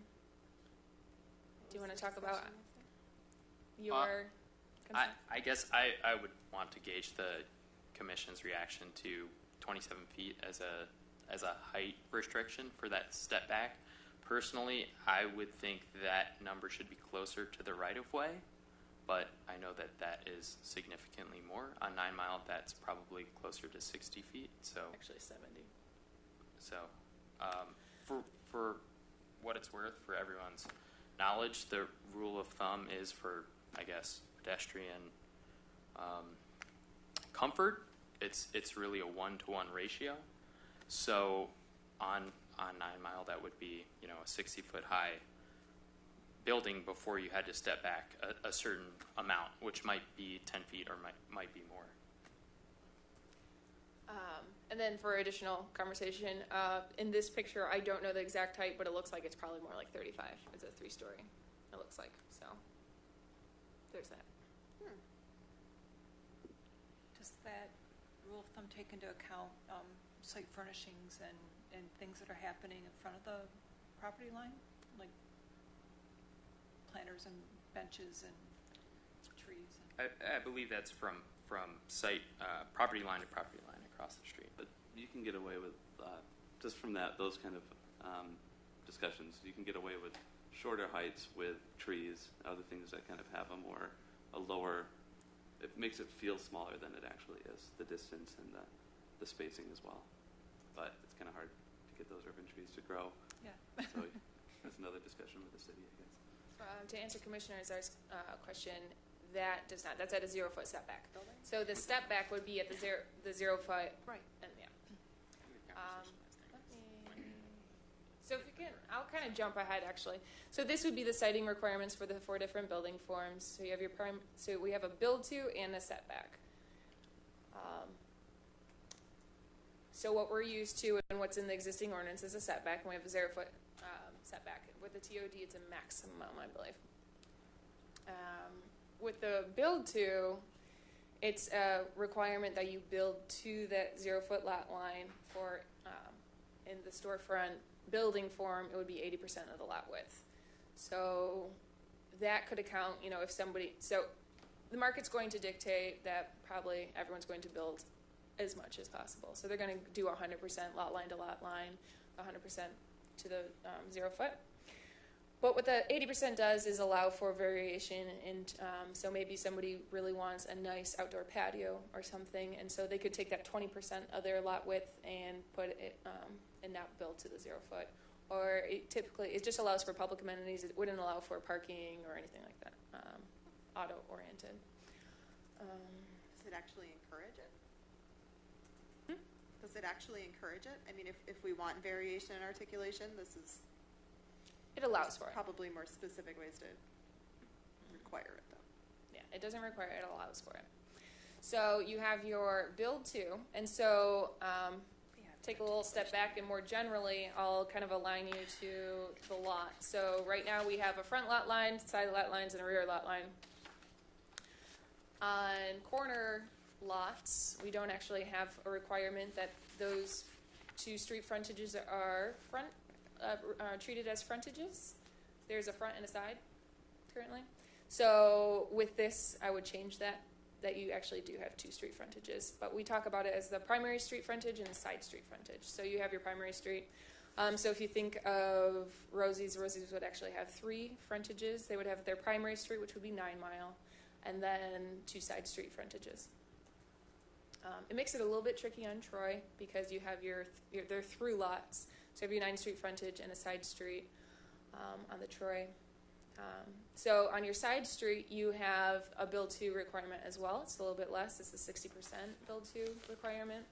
So thinking of Rosie's, you build to the lot line, which it is not, right? But then you could allow for a patio with a 60%, 40% of your lot width could be pushed back to allow for some public area or private. Does everyone get the build to concept? Okay. So you can kind of see how there's differences in the different building forms. All of them are the same in terms of setbacks, and those are the existing setbacks. So you have your 0-foot side and front setbacks. If you're adjacent to a residential district, you have a 10-foot setback. And then if you have an alley, you have 0-foot, you can build all the way. Or if there's no alley, we allow for a 10-foot setback. That kind of allows for, loading, unloading, waste management, those sorts of things that would be taking place if you had an alley. Not that they actually occur in the alley, but it just kind of gives a little bit of buffer. So the main differences would be your build-tos in the different building forms. I would say, since I haven't already described this, the townhouse building form is how I imagine it, or kind of wrote it to be, is more like the design for the 360 on Withington lot. So remember, it was a big building with the townhomes fronting Withington. Everyone probably was not part of that, but I guess it's not a good example if nobody was on that. But basically, it was a typical type of building. We're getting that far, frankly.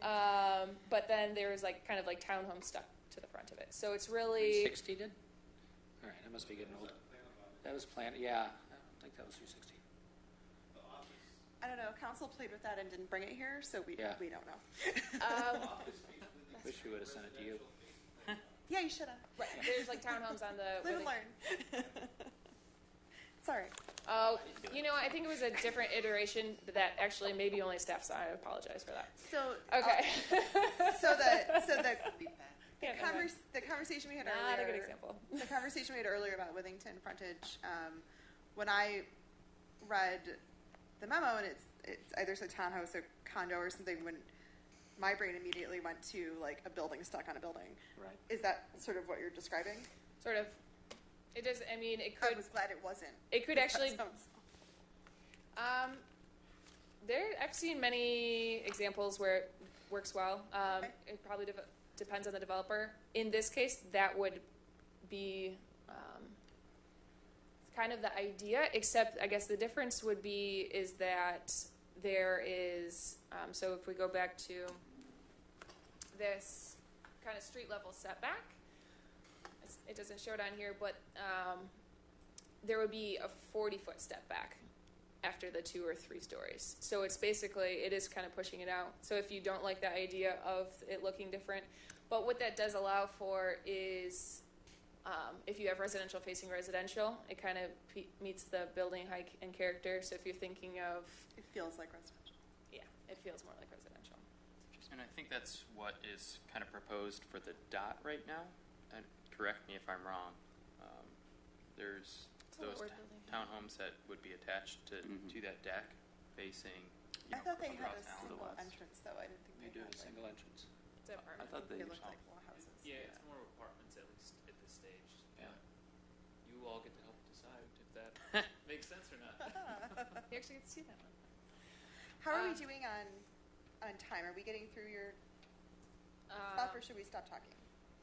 I don't know. It's all good discussion. I don't know how many slides you have, which is so how are we? We're doing pretty well, Okay. I think. Okay, so I'd like to see how far we can get by 9. okay. Okay. Thank you for keeping us on track. Yep. Kate? Okay. Oh, good. I need dinner. is the more important, probably step back. Break. Do you want to take a break? No. No, we're good. Is the residential setback. And so I just wanted to illustrate a couple different ways that could happen because it's just more helpful. So basically, again, I'll orient you. On the left side would be the street frontage. On the right side, where you see the 16-foot, that's an alley. This is actually the example up above where... I just realized that because That's the I back opened this in building. a PDF, my transition slides weren't working, but it's not important. So this is kind of mimicking the Ferndale Lofts, at least in terms of the lot width. This is a typical kind of lot If the alley size. were the street. Yep. Well, if it was flipped. Yeah. Yes. The alley were the street, yeah. So that lot, is, as seen in the picture, is a 16-foot, alley, not lot, 16-foot alley, and then the lot width would be that lot width. The different ways they can do this is have just a step back from the rear. Didn't you know she gave up Cokes? I didn't know she gave it up. I knew she gave up Anybody want to go, please? I'm sorry, this is okay. I'm going to try not to distract us again. I apologize. I won't leave you hanging. Thank you. Okay, so basically what this is showing is from the rear lot line going up, your 27 feet, which is kind of your 2 stories, and then having a 15-foot setback to make it more contextually, like in height from a residential district or a lot.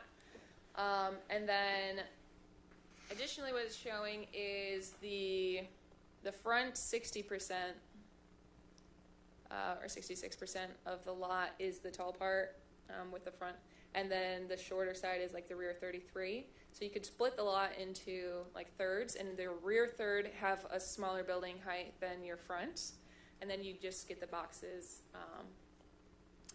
Or what I think is actually written into the proposed or the draft is this idea of from the lot line, so especially in the cases where you might not have an alley or whatnot, you actually go from the lot line of the residential lot and you go up 20 feet and then you have a 60-degree angle towards the lot.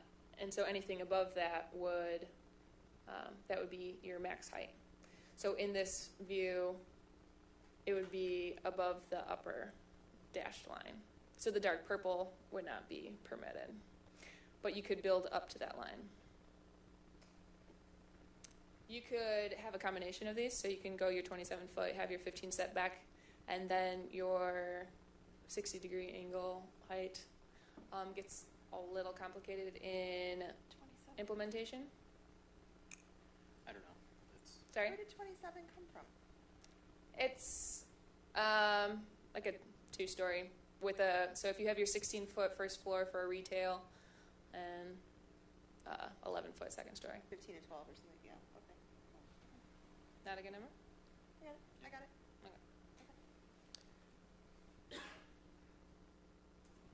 Again, those numbers can change. You could do a step back just at 3 stories. What Justin and I actually implemented this on the dot and found that it would comply with, basically comply with the angled measurements. So because if you think of the dot, it does abut the residential. So if you're working, of course we didn't have exact measurements, but we kind of overlaid this concept, and that seemed to be a good rule of measurement. It was better than the step backs because it allows a little bit more flexibility. So this is most important on the side that abuts residential, regardless of what side that is. I guess I can't think of an example where we'd have two, like front-facing apartments on one side and back-facing. No, it's a stupid question. Never mind. So in terms of Withington, you would have a residential lot across the right-of-way. of course, you just have more right-of-way width. So you could implement the same standards.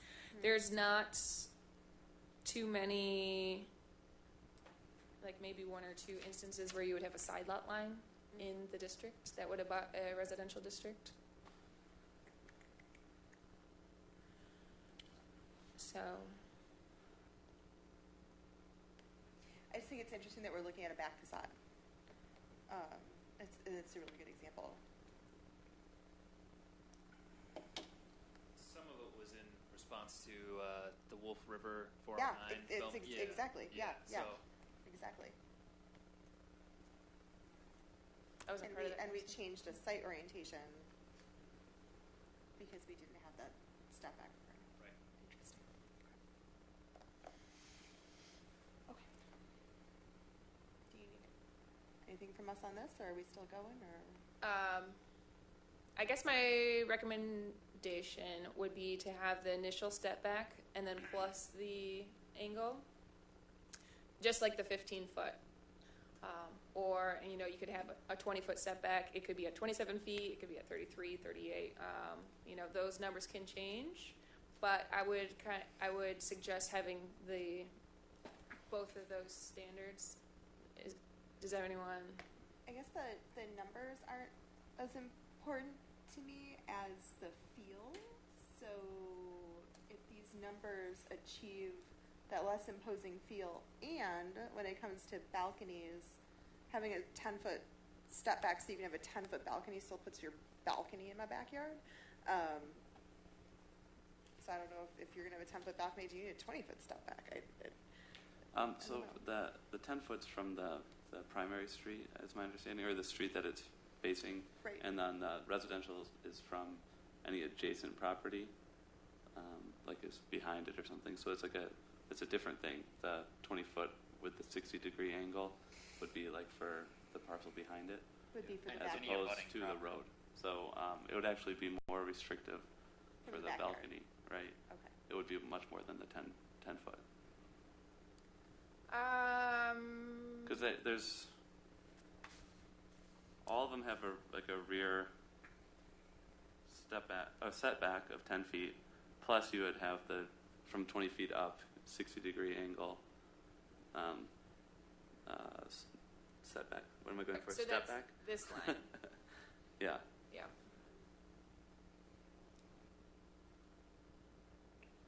So it does mean that my balcony isn't overhanging my neighbor. Yes. Because I'm stepped back and I'm angled. Yes. There's also, and this might be maybe too restrictive in terms of the percentage, but if you go to page 11 in the additional standards, there's rooftop and upper story decks. Mm-hmm. And that would prohibit rooftop and upper story decks in the rear 35% of the lot depth. So that would be anywhere here. Right.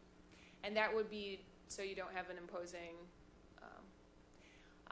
you know, potentially we could either, you know, reduce the percentage, or we can say unless, you know, you have a solid 6-foot wall that shields you from the adjacent neighbors, something like that, which I believe is the case in the dot. I'm not entirely, I haven't seen the site plans, but I believe they do have in that rear 35, it would be considered the rear 35. They have those balconies, no?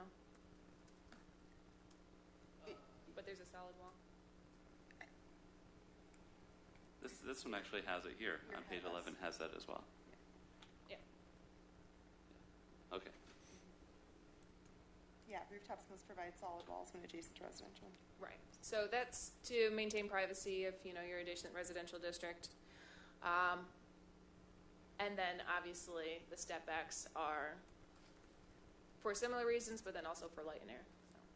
So. For clarification with that mass reduction adjacent to residential, so I know it says like that 60-degree, that plane towards the center of the lot line, like or the center of the lot. Is that, I think, the way it's worded? Mm-hmm. Does it then end at the center of the lot, so everything can go vertical from there? It's just, Or does it continue all the way through those 2 points? just towards the center of the lot, so Okay. there wouldn't be an end. So, So it's yes, just towards. basically. Yeah. So as it's you can just 60 degrees from towards the front, not necessarily just the center. Or I guess Well, so the because problem it is could you're be not always from the coming from side. the rear. Yeah, so it can be from the side as Yes. well. Okay. It's not likely going to happen because there's only a couple lots Right. that it would be adjacent to the Okay. side. So that just continues through. It doesn't stop there. Right. Gotcha. As you can see, I believe this is actually scaled to be a 100-foot building. So it doesn't really take off too much of the potential, except in that rear 35%, and that's mostly above like a 3-story level. If that helps you. So, if this was a 70-foot building, it'd be down here. You could build most of the lot to your max height. If it was 5 stories, it'd be more like down here. So, if that helps contextually. And that's why I would propose this initial step back, regardless of, the degree of angle.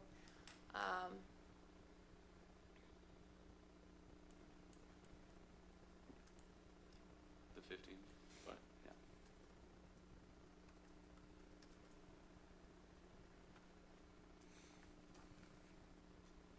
Just because there's less variability in that. Any other comments? Okay, so we've really talked about a lot of this. I would add. Okay, I guess that's next. Oh, here, I didn't even show you this graphic, so obviously this is your kind of. And we'll have these for each of the building forms. We kind of wanted to wait till we had a little bit more direction to finalize these. But the next thing we're going to get to is parking, and I'll just point out that this kind of shows what I mean by parking setback. So you're going to have your building setback, and then we're going to have a parking setback of 30 feet on your Main Street frontages. So that basically means that something like Ferndale House, where they have parking on the first floor, the parking would not be permitted within the first 30-foot setback from the primary street. I like that. Where is that? Okay. And so surface parking between the building and the primary street or the side street is not permitted in any of the building forms. The parking setback changes between the building forms, so not the frontages, as I just misspoke. So the storefront would be 30 foot, your general would be 20 foot, your townhouse would be 20 foot, but only for 75% of the frontage. Where did you get the 30 foot from? Is that an industry standard or That's what you need to have like a retail store per who? per industry standard. So the 20 foot is kind of thinking, so the storefront, we want active street front uses. And we'll get to that we actually, on the storefront, will require an active use for the first 30 feet, only for 75% of the frontage. That way you could allow for different kind of uses for 75%. We'll get to that in a second, but that is part of why the setback for the storefront is 30, and then in the general, it's more so just a setback. Kind of a little bit more arbitrary of why the 20 foot. Because it's not necessarily for the active use, it's just to push back the parking. So it's not right on the street.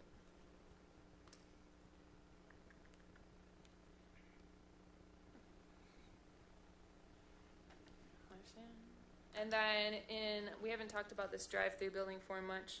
Really, that's just in the case that we don't want to prohibit drive-throughs in this entire district. That would be a drive-through building type that would allow for a little bit more flexibility to have a drive-through lane, but as it's stated, it would not be permitted between the building and the street.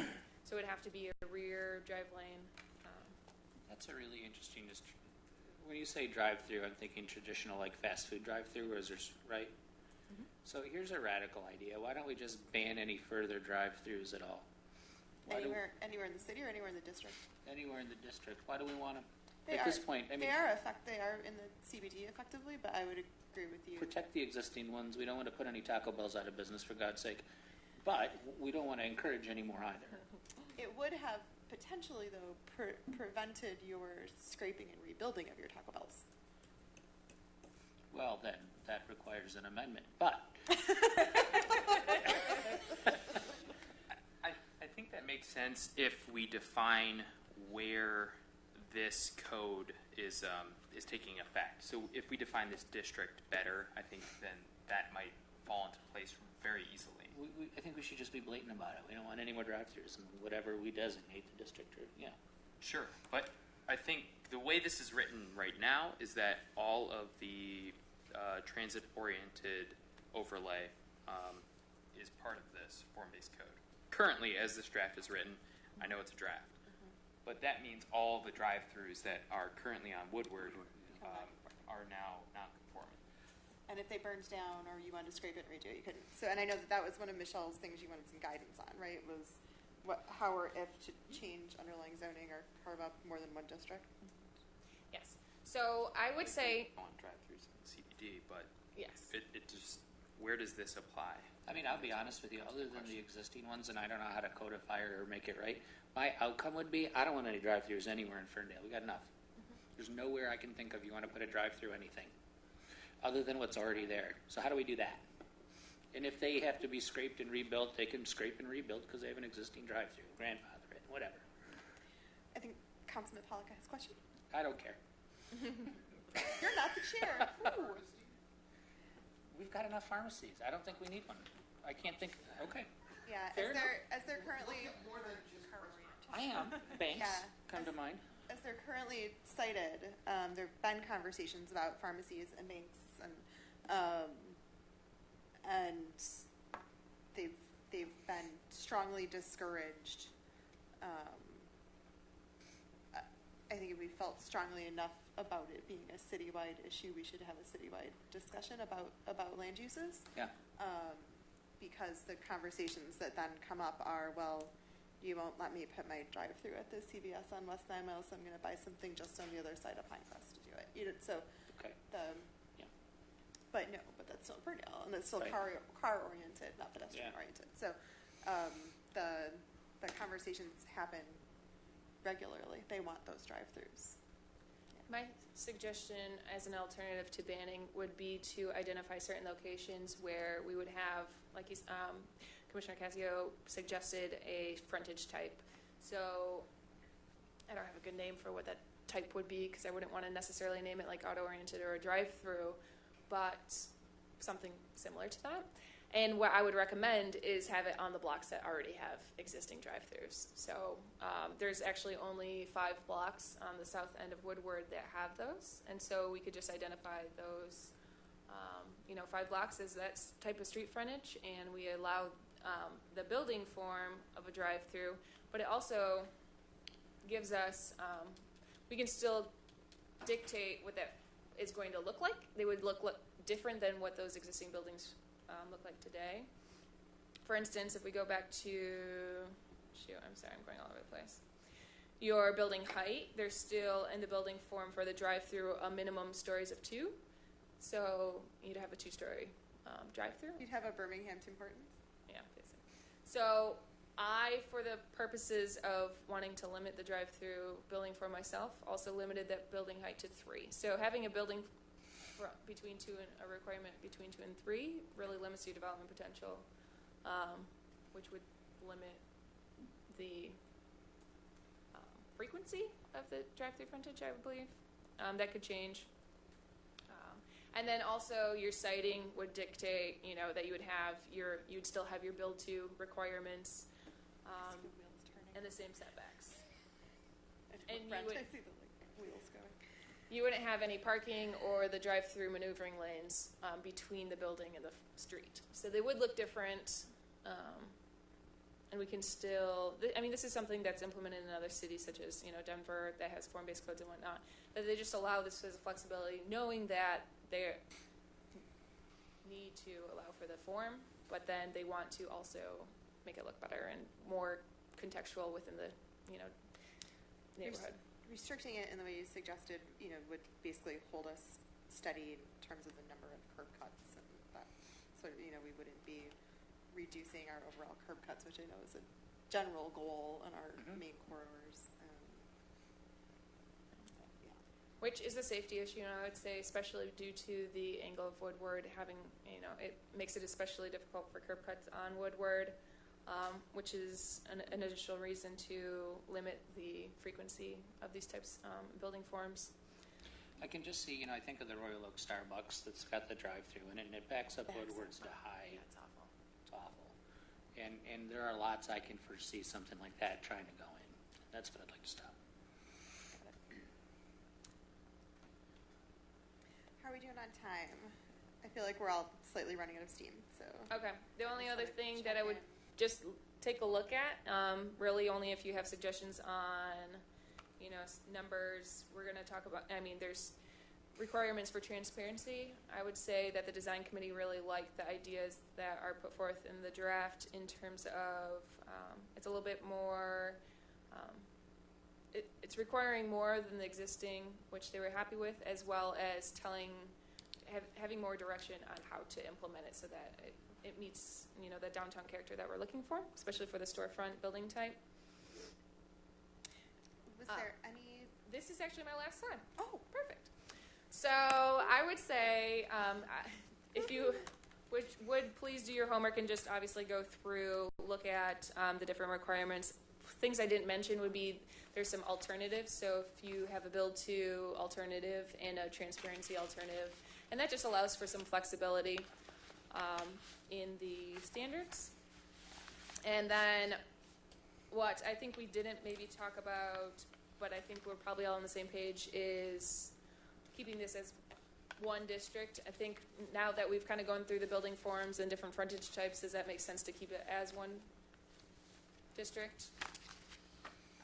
I think that. Maybe marinate on it, or do we have?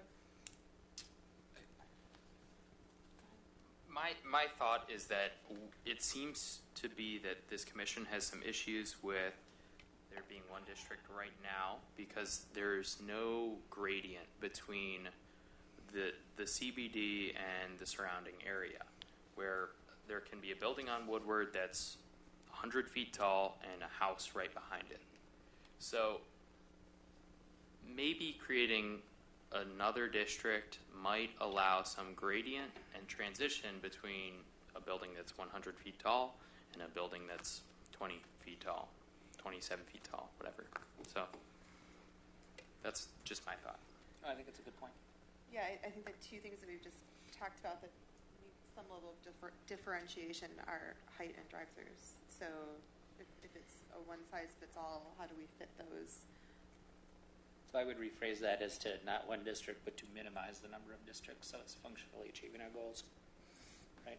Or is it one district with clear, like you had in the height incentive, is it, from this particular point you get this. So now it doesn't matter how this, whether it's an overlay or whether it's a change to the underlying zoning, well, maybe it does, but it can all be the same, but you've differentiated by location in a different way.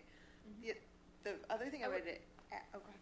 Just to the same point, I would say that the existing CBD has 4 different heights, so it kind of does it the same way. It's harder to do it. There's not enough reason, I don't think, to do it by district. If there's other reasons other than height that we want to do districts, I would agree. We can probably deal with height in a different way. So if that's the only reason, I would just make that point. Yeah. So I was kind of looking for clarification. Sorry. Oh, I didn't want to mean. You wanted to go? All right. Commissioner Grant. As far as the district goes, and then these building types, is that what we're calling the different storefront, general, townhouse? How do those work? Like, I know you want to have storefront on 9 Mile. Are we essentially just having multiple districts? If you're saying there has to be, or are you just calling it by a different name?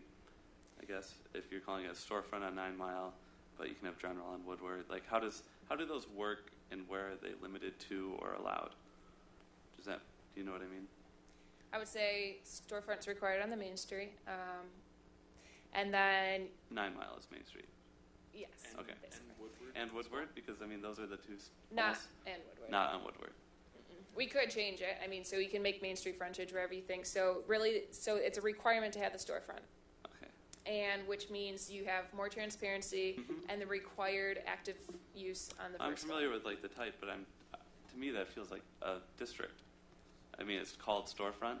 Right. as far as types. So I guess I was just looking for clarification. It's basically a district. Yeah. So the only difference is then, if we have this auto-oriented, for lack of a better name, district to allow for the drive-through, and so basically you would say, well, on these blocks, this is that frontage type. And you can always And- go from drive-through back to storefront, but you can't go from storefront to drive-through. Do you know what I mean? So drive-through would only be permitted on that specific frontage, but any other type would be also allowed. I would say on page I see what you're saying. 3. I'm trying to figure out how they're different than districts. Yep, on page 3, it makes maybe a little bit more sense if you look at the table. So it says the building forms down the left, and then it says the frontage type and where each is permitted or not permitted.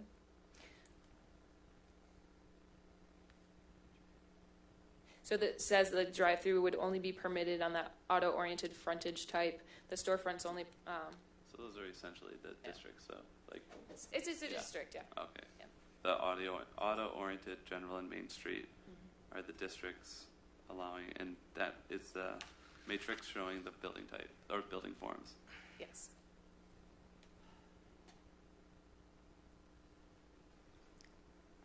They're districts. It's just form-based codes Yeah. have, you can go either way of having the district or Right. having the frontage type. It just makes more sense in my mind to have the frontage type, especially if it's this auto-oriented, because it could be kind of random. It's not like a district. Okay. We can do it. We can call it whatever we want. We can define them differently. So it's a good point to bring up that that is a difference, but it's basically the same. So there would be a map showing the same districts. Did it make it more confusing? No. Well, no, it just made it a little redundant, I think. Well, for me, like, are we layering things just in a different way? It's a shell game to a degree. I hope it's not shell game, but If you can think of the zoning map, basically the whole district would be the one color, and then you'd have like a overlays, line along essentially. 9 Mile saying this is the Main Street frontage, and then you'd have potentially this other frontage in different locations. If that makes more sense to think of it visually. They're like sub-districts. Yeah. I think it's vocabulary at this point. What's that? I think it's vocabulary. Yeah.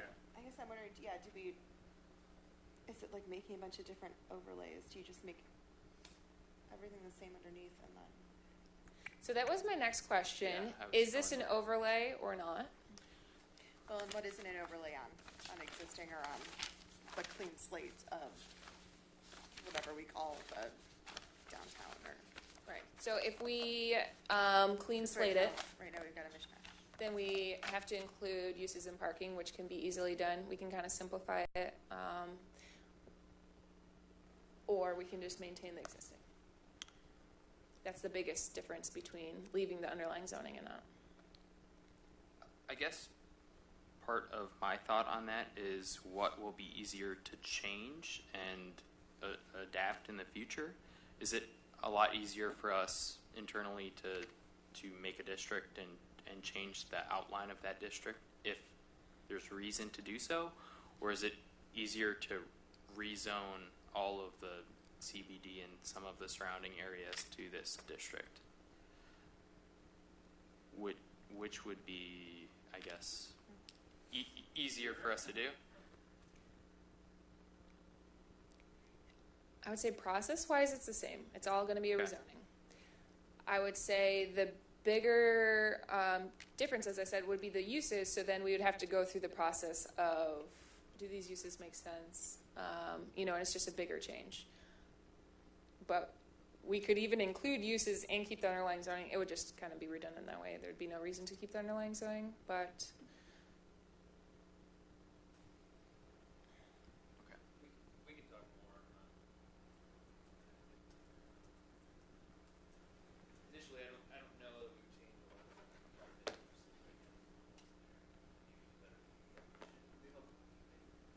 so when we talk about districts and uses, that's the other main difference. Is right now we have three or four different districts along Woodward, each allowing different uses. what this would do is have the same uses permitted in the entire district, with the exception of the Main Street frontage requiring an active use on the first floor. And then, I mean, you can change it by building form too. So obviously, you know, the drive-through would be the only location where you could have a drive-through type of use. Other than that, your building form's dictating what's going on the land versus your use. So, something to marinate on, I guess. I had a question, and we've talked a lot about the 9 in Woodward sort of core node and how you know, plan around that. What about the 8 in Woodward and how we interact with? We draw a lot of maps in isolation from other states. Our intersection with Pleasant Ridge is a pretty clear, consistent. I mean, it's a seamless transition at this point. 8 in Woodward, not so much. I probably couldn't point it out. Yeah, right. So, in terms of the type of development that we would want to encourage there, is it consistent with what we'd be recommending up and down Woodward, or is it something different because it's sort of a gateway or a major transit transition, or something else? Yeah. Good point. Yeah, that's sort of a standing question for me is, do we need a different treatment at 8 in Woodward because it's a major gateway and transition, or is it just the same as this? I was also curious about the car dealerships and how that, when you're looking at required build to of 75%, even for a drive-through. I was kind of curious how that works down there. Yeah, they'd certainly not be in compliance now. Yeah. I would say that people make it work in urban centers all over. So, I mean, it's just a big change. It is not consistent with how it is now, but it could be done. Yeah. So, It wouldn't, again, be built the way it looks. right. But I would say that if you go down there, you'll notice that those existing buildings, at least most of them, they are built 0-foot setback, and they are built most of the, build to. They're older buildings, and that's how they were done back then. So if they could be done then, I don't see why not. The new ones are 0 as well, even the one that they're still finishing right now. I think it's the maximum or the minimum, sorry. Yeah. I was curious, I mean, some of those, if it took a really long lot that's not deep, then you're required to have this very long building, which I don't know how that functions or not, but just want to be cognizant of that concern down there. Good point.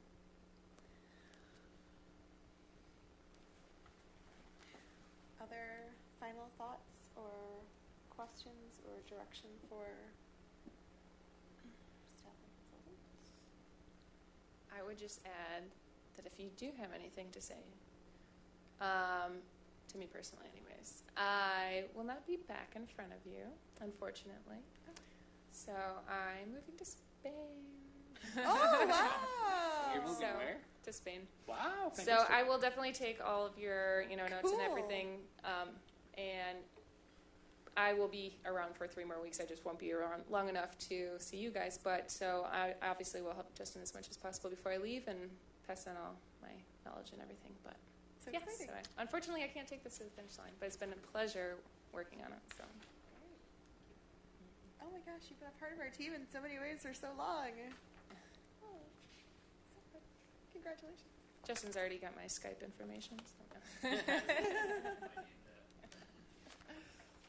Yes. So if there's nothing else, thank you so much. Thank you. Any administrative items this evening? Just quickly, the next meeting will hopefully introduce you to an intern and a sustainability planner, so that's exciting for us. And the next meeting is the 20th, 6:30, all about parking. So PUD public hearing notices were sent to probably the biggest mailing I've ever done, I think. So if people hadn't heard about it, I'm going to not believe them. But the the goal would hopefully be to get some PUD approval that night. Obviously that depends on what we present to you guys, and but hopefully can prove that case, and after that go to City Council. But plans are in review right now, looking pretty good. Very similar to what you guys have already seen, and then we're doing obviously the internal conversations with police and fire, and talking about stormwater management, all those types of things. So should be it's only one item, but I think it'll be a full night. I know Commissioner Gearing, he's already let me know he'll be absent. Haven't heard from anybody else, but let me know. Quorum would be very important that night. I just wanted to point out that they're hiring full-time and a part-time replacement. Not surprise me. All right, anything from the table? Okay, the meeting's adjourned. Thank you. Thank you.